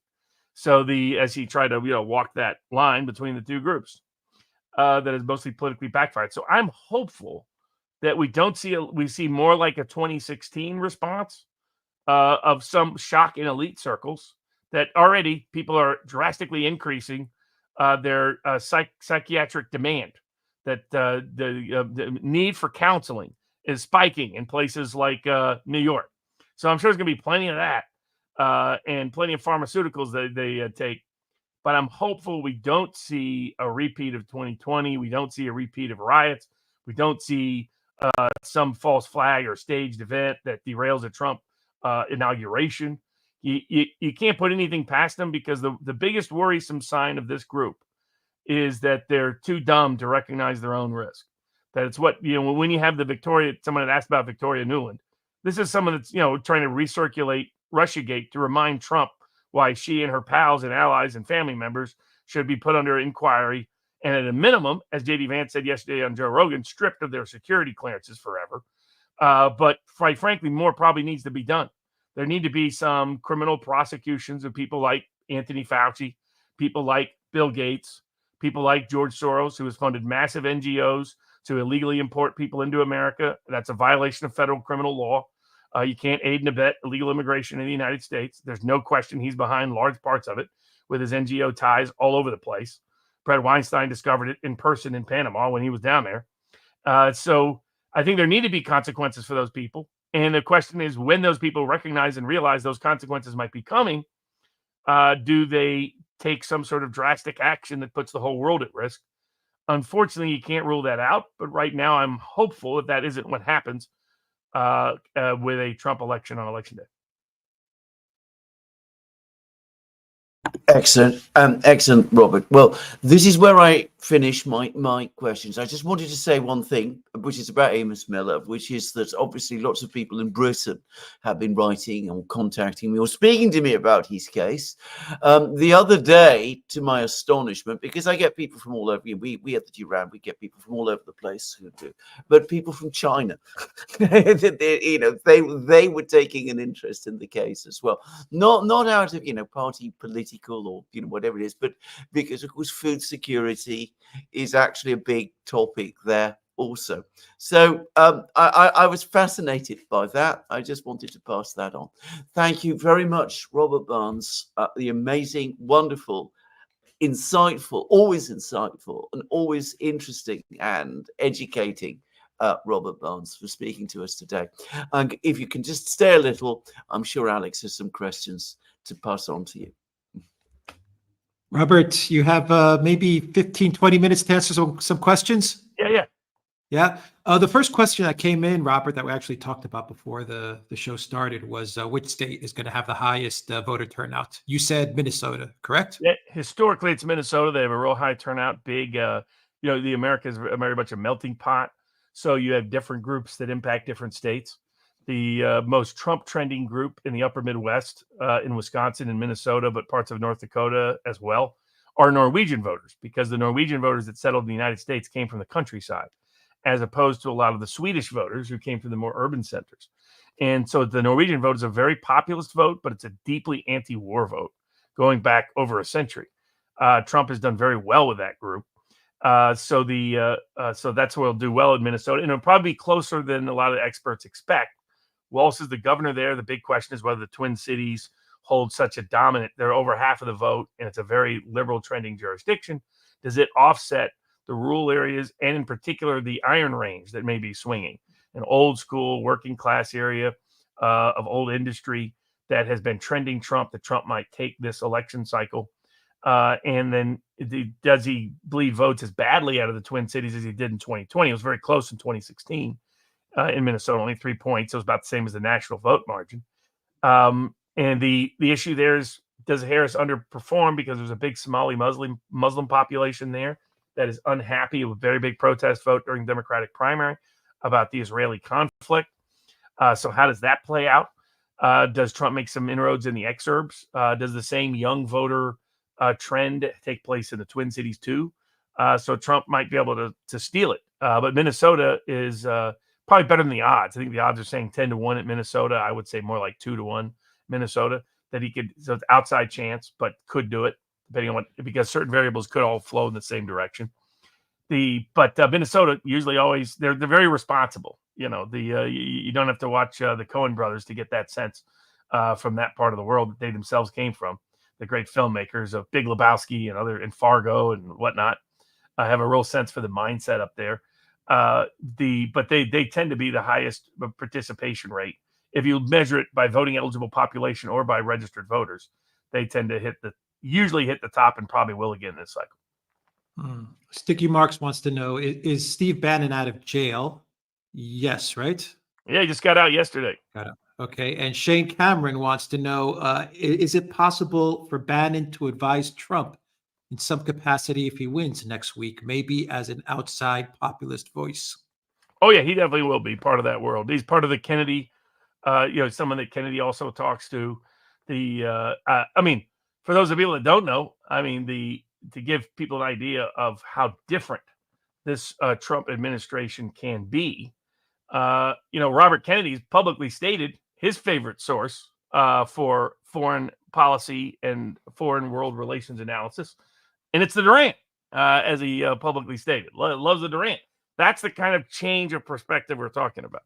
The populist voices are having will have the most say, and the reformist and geopolitical realist and the war skeptics will have a bigger say in this administration than any American administration since World War I. Sparky wants to know about J.D. Vance. Is he related to Zebulon Vance? I believe we've had this question before. Yeah, it's former governor and U.S. senator. Same Appalachian sort of networks. So those names don't tend to be too far down the tree. And there's obviously geographic ties because J.D. Vance's side of the family comes from the Appalachian part of Kentucky. So he grew up right across the border in Ohio, but he often spent a lot of time in Kentucky. And you get a really good sense of who he is with the movie that's available on Netflix based on his biography. But you keep going down to western North Carolina, Appalachia, where all the hurricanes hit, and you have similar kinship groups across there. So I don't know if he definitely is related, but it wouldn't surprise me if he was. John Roberts asks, Britain recently voted for Labour and quickly became disappointed with Keir Starmer. I'm worried the same could happen in the U.S. with Harris. A divided Congress means nothing happens too. How likely? What about Congress, Robert? What's your take on that? Well, the other things you guys pointed out, it wasn't so much Britain's had a love affair with Labour. They were disappointed in the Tories, and until the Reform Party came along, they didn't really have an alternative. And they started to surge towards them, but just not enough momentum soon enough. Otherwise, I think they could have surprised everybody and won some seats. But Labour has proven how they can completely destroy any advantage. This is not the Labour Party of Blair or anything else in terms of their at least connection to ordinary voters. It's the same thing. It's happened in Labour parties, happened in Democratic Party in America. So that, the Labour Party, go back to 1950s. I mean, still good number of their parliamentary members came from unions and working class backgrounds. Now none of them are. They're all lawyers, doctors, PhDs, masters, all that garbage. Same here, the Democratic Party of the United States. Same thing. Professional class taken over, and they kicked the working class out. That's why the Teamsters didn't endorse anybody for the first time in forever.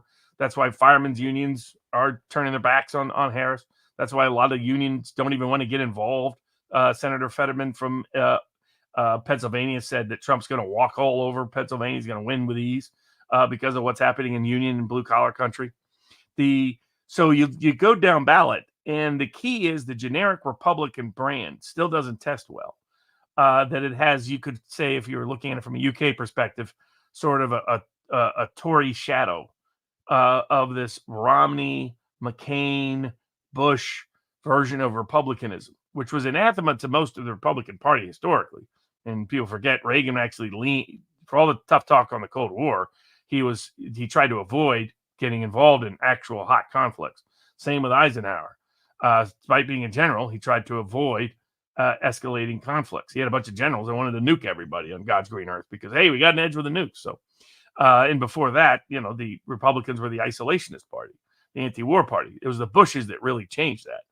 But that vestigial image amongst millennials and Zoomers and minorities is such that they trust Trump, and particularly your Trump-Kennedy-Tulsi combination, in ways they don't trust generic Republican for House, generic Republican for the Senate.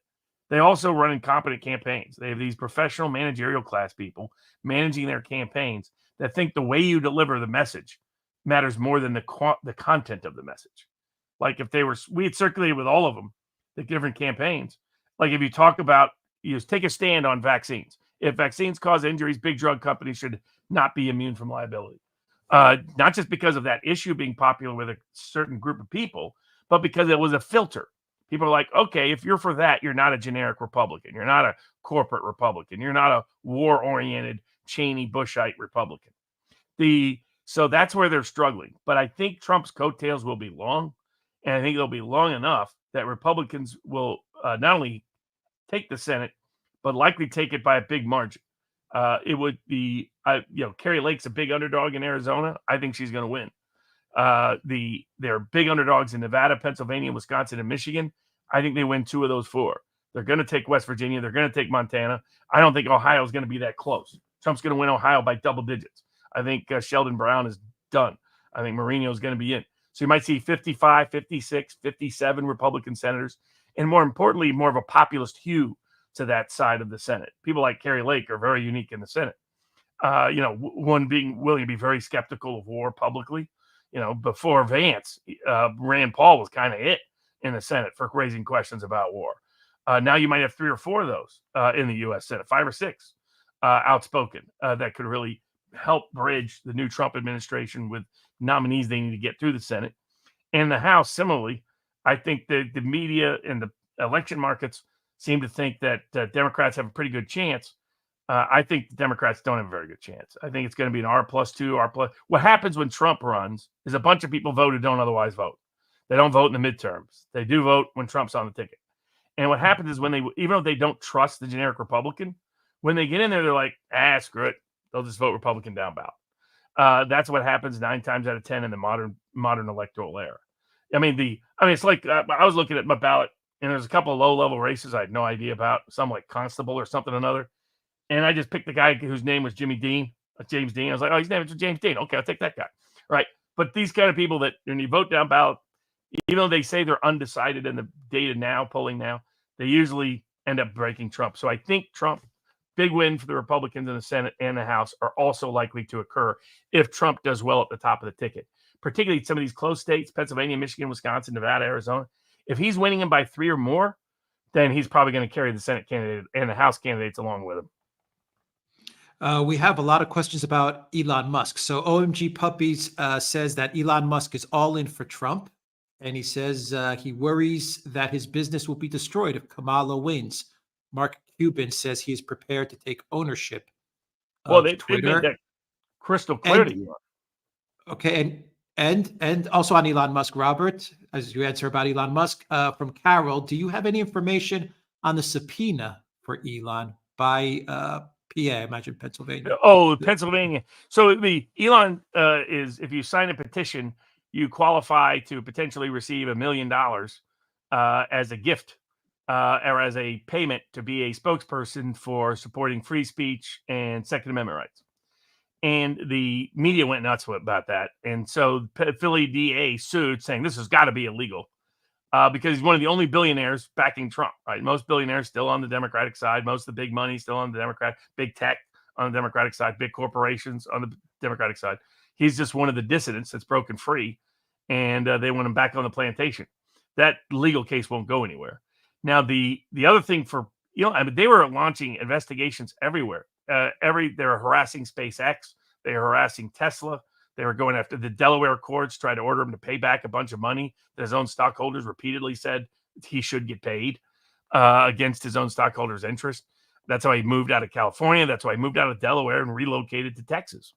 He has brought a bunch of suits there in Texas against a bunch of people that have done illicit activities towards him. But so Elon believes that everything he cares about, exploring space, new technologies, flourishing freedom, as he puts it, is at risk in this election. And he's put his money where his mouth is, not only in buying Twitter and making it a free speech space again, but also in political action committees, touring Pennsylvania, all the rest.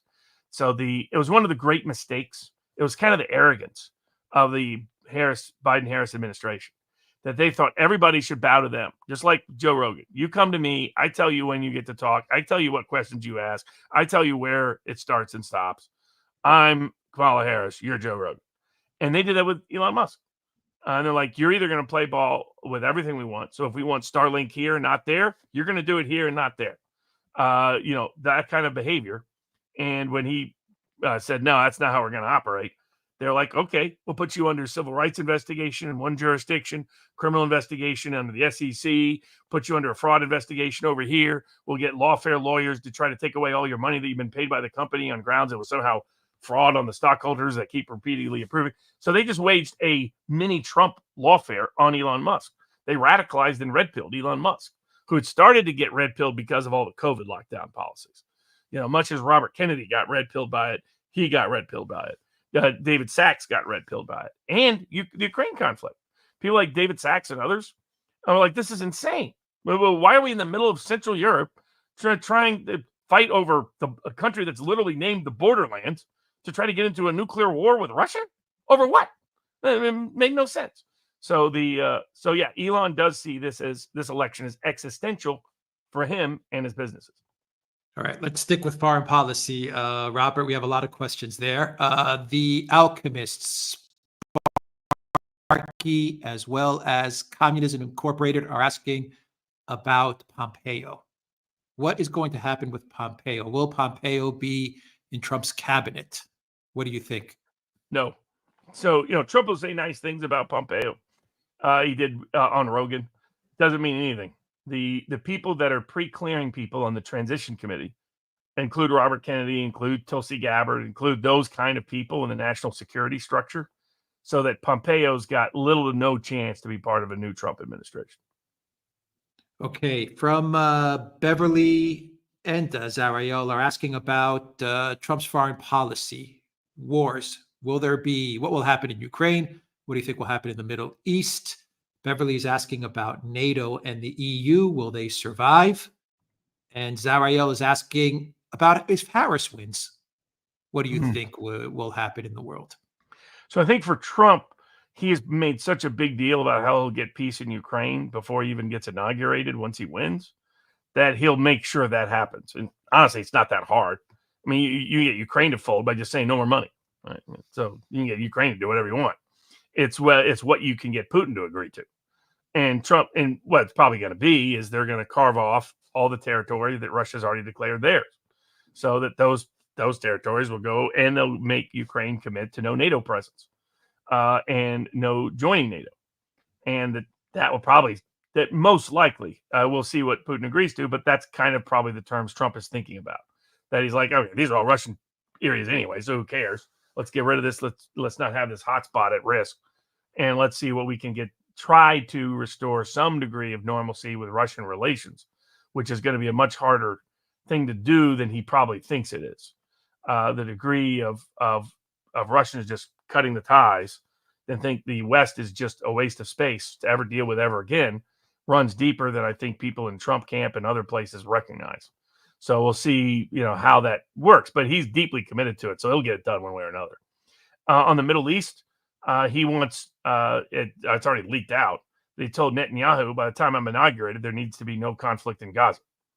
So get it done. Whatever you're going to do, you got to do it before me. Once I'm inaugurated, no mas.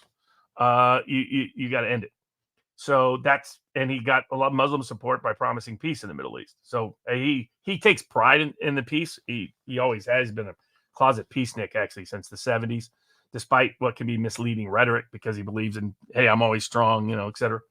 America's always strong. That's how he thinks you get peace, by, peace through strength, that whole routine. But so I think our chances of new wars are drastically less if Trump is elected than if Harris is elected. Harris is the kind of person to prove herself by war. She's the kind of person to go to war with somebody because she feels insulted at some diplomatic event. I mean, she's really mentally unstable individual, aside from all the stories about the pill popping and the drinking. You can put that aside. This is not you can just watch her and like, whoa, this is not someone. This is what J.D. Vance pointed out. He's like, she's not even curious about public policy. When she was given intelligence briefings, she wrote, did she go back and say, oh, well, let's look at this? No. She wrote back, she said, there's too much gendered language in here. We need to change our intelligence briefings to make sure the gendered language, there's not too many stereotypes about women in it. It's like, well, what in the world? I mean, that's your leader? I mean, can you imagine Vladimir Putin taking Kamala Harris seriously? I mean, I'll give him great. He trolled great because we want Kamala Harris to win. There's nobody in Russia that really wants Kamala Harris to win. But, he had fun, doing the trolling. I mean, he did it masterfully too, because look at him. Look at how she was so popular, she didn't even have to compete in elections to get the nomination. I mean, it was, multiple levels of trolling there by Putin. But so I think foreign policy perspective, you can expect a lot more peace, a lot more troops brought home, a lot more bases shut down. The big question is, how institutional does the reform go? Because as the question asks, if it's real institutional, we should be out of NATO. Trump's first instincts were correct. It's just an invitation to war. It's like the treaty agreements before World War I. That's not the real reason World War I happened. It provided the political pretext for it to occur. You need to be out of NATO. Just to be done with it. Disconnect from the EU. Now on trade, Trump is moving in that direction. I mean, that's why he's talking about maybe we'll just get rid of the income tax altogether. He goes, no tax on tips, no tax on overtime, no tax on Social Security, no tax if you live overseas, no tax on crypto. And now he's thinking, maybe just no tax period. And we'll go back to a tariff-based system. That'd be very hard to pass. But it gives you an idea of where he's thinking. He wants to leverage the U.S. customer market to create better jobs and reindustrialize America. That's his disagreement with China. It's not over foreign policy. It's not over war issues or anything like that. His view is, I don't want U.S. jobs in China. I want U.S. jobs in the U.S. And that's about it. So I think you'll see a de-escalation of conflict around the world, because we already saw it when Trump was president for 4 years ago, and he's got a much better team to achieve it this time than he did then. All right. Let's do 3 more questions. Is that all right, Robert? Sounds We'll good. wrap it up. Okay, Yep. great. What are your thoughts on the voting machine password leak from Sancho? So that's happened in multiple jurisdictions. Colorado happened somewhere, 2 other states as well. I mean, this is why I don't understand. The whole world can do elections with paper ballots without machines. Why does America need machines? Number one. Number two, the whole world can count the ballots on election night.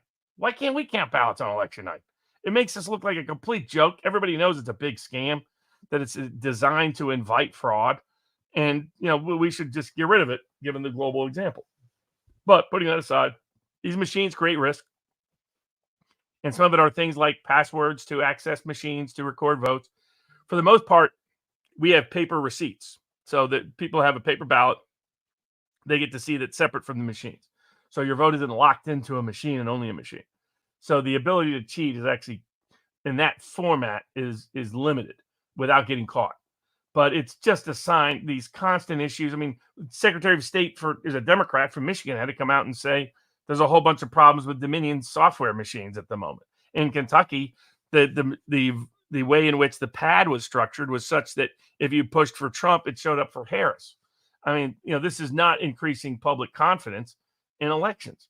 And so hopefully this restores the need at a federal and national level to go back to paper, the same thing that worked for a century: paper ballots and being hand counted by ordinary people. That doesn't mean you can prevent all forms of election fornication even then. Look at Box 46 with old Lyndon Baines Johnson out of West Texas, 1946 Senate race. But you make it a little harder, a little trickier. And that's what all these stories, to me, reinforce. I don't think it creates a high risk of election fornication in this election, because I think the margin will be big enough that there won't be enough temptation for it. And what's interesting is I think Democrats bought their own story. They believe that was organic, authentic voter participation in 2020, that there was nobody out there mass gathering mail-in ballots.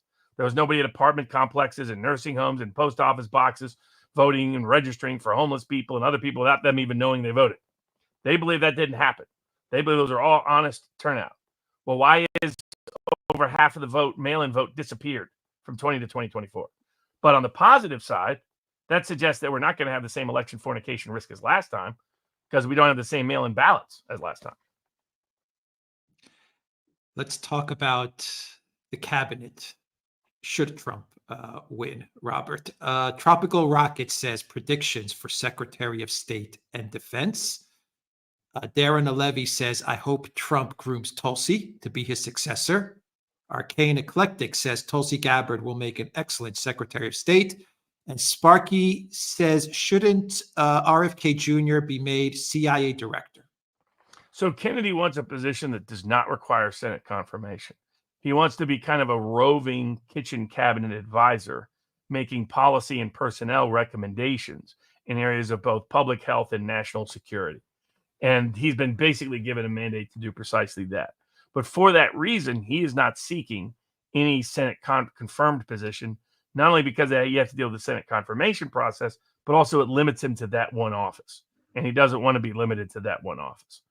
And so he will be in a constant, continuous role advising Trump on policy and personnel in areas of public health and national security and declassification.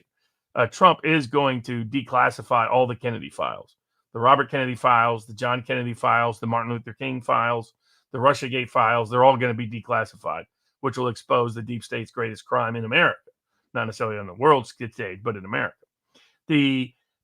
And so I think Tulsi Gabbard would not surprise me to see her in a cabinet position, and a high-ranking one, something like Secretary of State, something like Secretary of Defense. I think her formally joining the Republican Party was meant as a bridge to that end. I think you could see Thomas Massie in a critical cabinet position. I think you could see Rand Paul in a critical cabinet position, either in the financial sector or the State Department. I think you're going to see a lot of those kind of people that you could see Mike Lee in a key cabinet position. you could see people like that. So you're going to have a much more populist coloration, anti-war focal point. Now, could McGregor come back in? I think McGregor's going to be on the short list. The question is, as national security advisor or something else. McGregor has not been bashful at his public statements over the last 2 years, so it might get a little tricky going through Senate confirmation. So he might end up with a position that doesn't require Senate confirmation. But Kennedy has great respect for McGregor. Tulsi Gabbard has great respect for McGregor. Trump has great respect for McGregor. So I think you might see him back in a significant position. And then right now they've been coming up with the list over the last 2 months, actually. This started 2 months ago. They weren't going to wait for the election for the transition team. They weren't going to make it a government-funded team. They were going to make it a private operation outside of governmental control. And so they've been coming up with names all the way through. You might see someone like Harmeet Dillon at the Justice Department. And I think the goal is to find people who can get through Senate confirmation, but are on board with the policies of the more populist reformist side and will trust those people behind the scenes to implement a lot of those policies and personnel. So I think that's the combined personality they're looking for. They're looking for somebody who can be good in front of a camera, who can get Senate confirmation, and who can be on board, doesn't have an ulterior agenda, who's not Mike Pompeo, not John Bolton, not McGregor, not what's his name, that the guy that's come out against him recently, the first or second national security advisor. All those cats he wants to get rid of. Milley's not only going to get fired, Milley might get court-martialed. So, I mean, some of these people open their mouths up big. But if you have any wondering about what a Harris administration will look like, it's being advertised to me right here in Nevada. She went through a whole list of, look at all these CIA people that endorse Kamala Harris. Look at all these Pentagon people that endorse Kamala Harris. Look at all these national security people that endorse Kamala Harris. Look at the Cheneys endorsing Kamala Harris. I was like, if I knew nothing about this election, that alone would guarantee I would get out to vote just to vote against you. It's like the deep state is for Kamala Harris. If Kamala Harris is in, deep state runs everything. To a degree, they probably haven't in quite some time. All right, let's do the final batch of questions for Robert, and we will wrap it up. Thank you, Robert, very much, because we know that you're fighting a cold. Alexander is also fighting a cold, but we're powering through this. Basil wants to know your thoughts on Austin and the Pentagon doing something in January 6th if it turns Trump's way. What are the chances that something happens? And Robert, to wrap it up, what happens to the Republican Party if Trump loses? And what happens just in general to a post-Trump Republican Party? What does that look like? What was that first question again? With January 6th, are you worried if right. Trump wins that the Pentagon does something? Austin. There's definitely risk, but I think they've painted themselves into such a corner. They've suggested questioning election results at any level is so treasonous that you belong in prison for life. And so I think that makes it very difficult for them to go plausibly to the court of public opinion and pull some shenanigans themselves. Doesn't prohibit it. I just think it makes it less likely than more likely. I think the Republican Party has changed forever. Trump has changed it forever. The unity with Tulsi Gabbard and Robert Kennedy and bringing on J.D. Vance as his successor all point it in the same populist direction. Now, it is the Republican Party in many respects prior to the Bushes. That, even Reagan and Eisenhower leaned more in this direction. Reagan famously imposed tariffs to protect Harley Davidson, so on and so forth. So it's returning the Republican Party to its roots, is what some would say, that come from the old populist side of that party historically and ancestrally. Places like Eastern Tennessee and Appalachia, only congressman to vote against the first actions in Vietnam was an East Kentucky Appalachian Republican. So that history, that's who's taking over the party. That's where the zeitgeist is. That's where the mojo is. I don't see the Kamala Harris version with Nikki Haley and Liz Cheney ever coming back to the Republican Party ever accepting them back. So I think that ship has sailed. Once Trump survived the lawfare, that was done, finished. So Republican Party will be a populist party for the foreseeable future, regardless of Trump's own presence in it. Now, I think having somebody as good as Trump from a marketing campaign perspective, not easy to do. J.D. Vance is very good in his own right, but Trump was an animal of his own accord. So I think that the degree to which the party has sustained success post-Trump will actually depend on Trump's success. When Trump's no longer on the ticket, they need him to make the institutional reforms in the country over the next 4 years that can allow a populist version of a Republican Party to be sustainable at the popular level and electoral level and institutional influence level going forward. So much of the future of populism or reform, however you see it, depends heavily not only on Trump's election, but a successful populist-oriented Trump second term.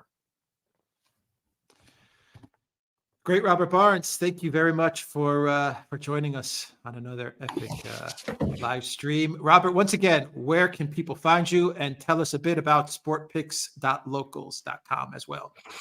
Yeah, so we got all of our election picks. If you want to see those for all the election betting markets around the world, or prediction markets, whatever they may be called, or if you're just investing, all of those are up and posted at sportspicks.locals.com. On election night, I will be active throughout the live chat, getting any intel or information, whether it's exit poll data or early voting data.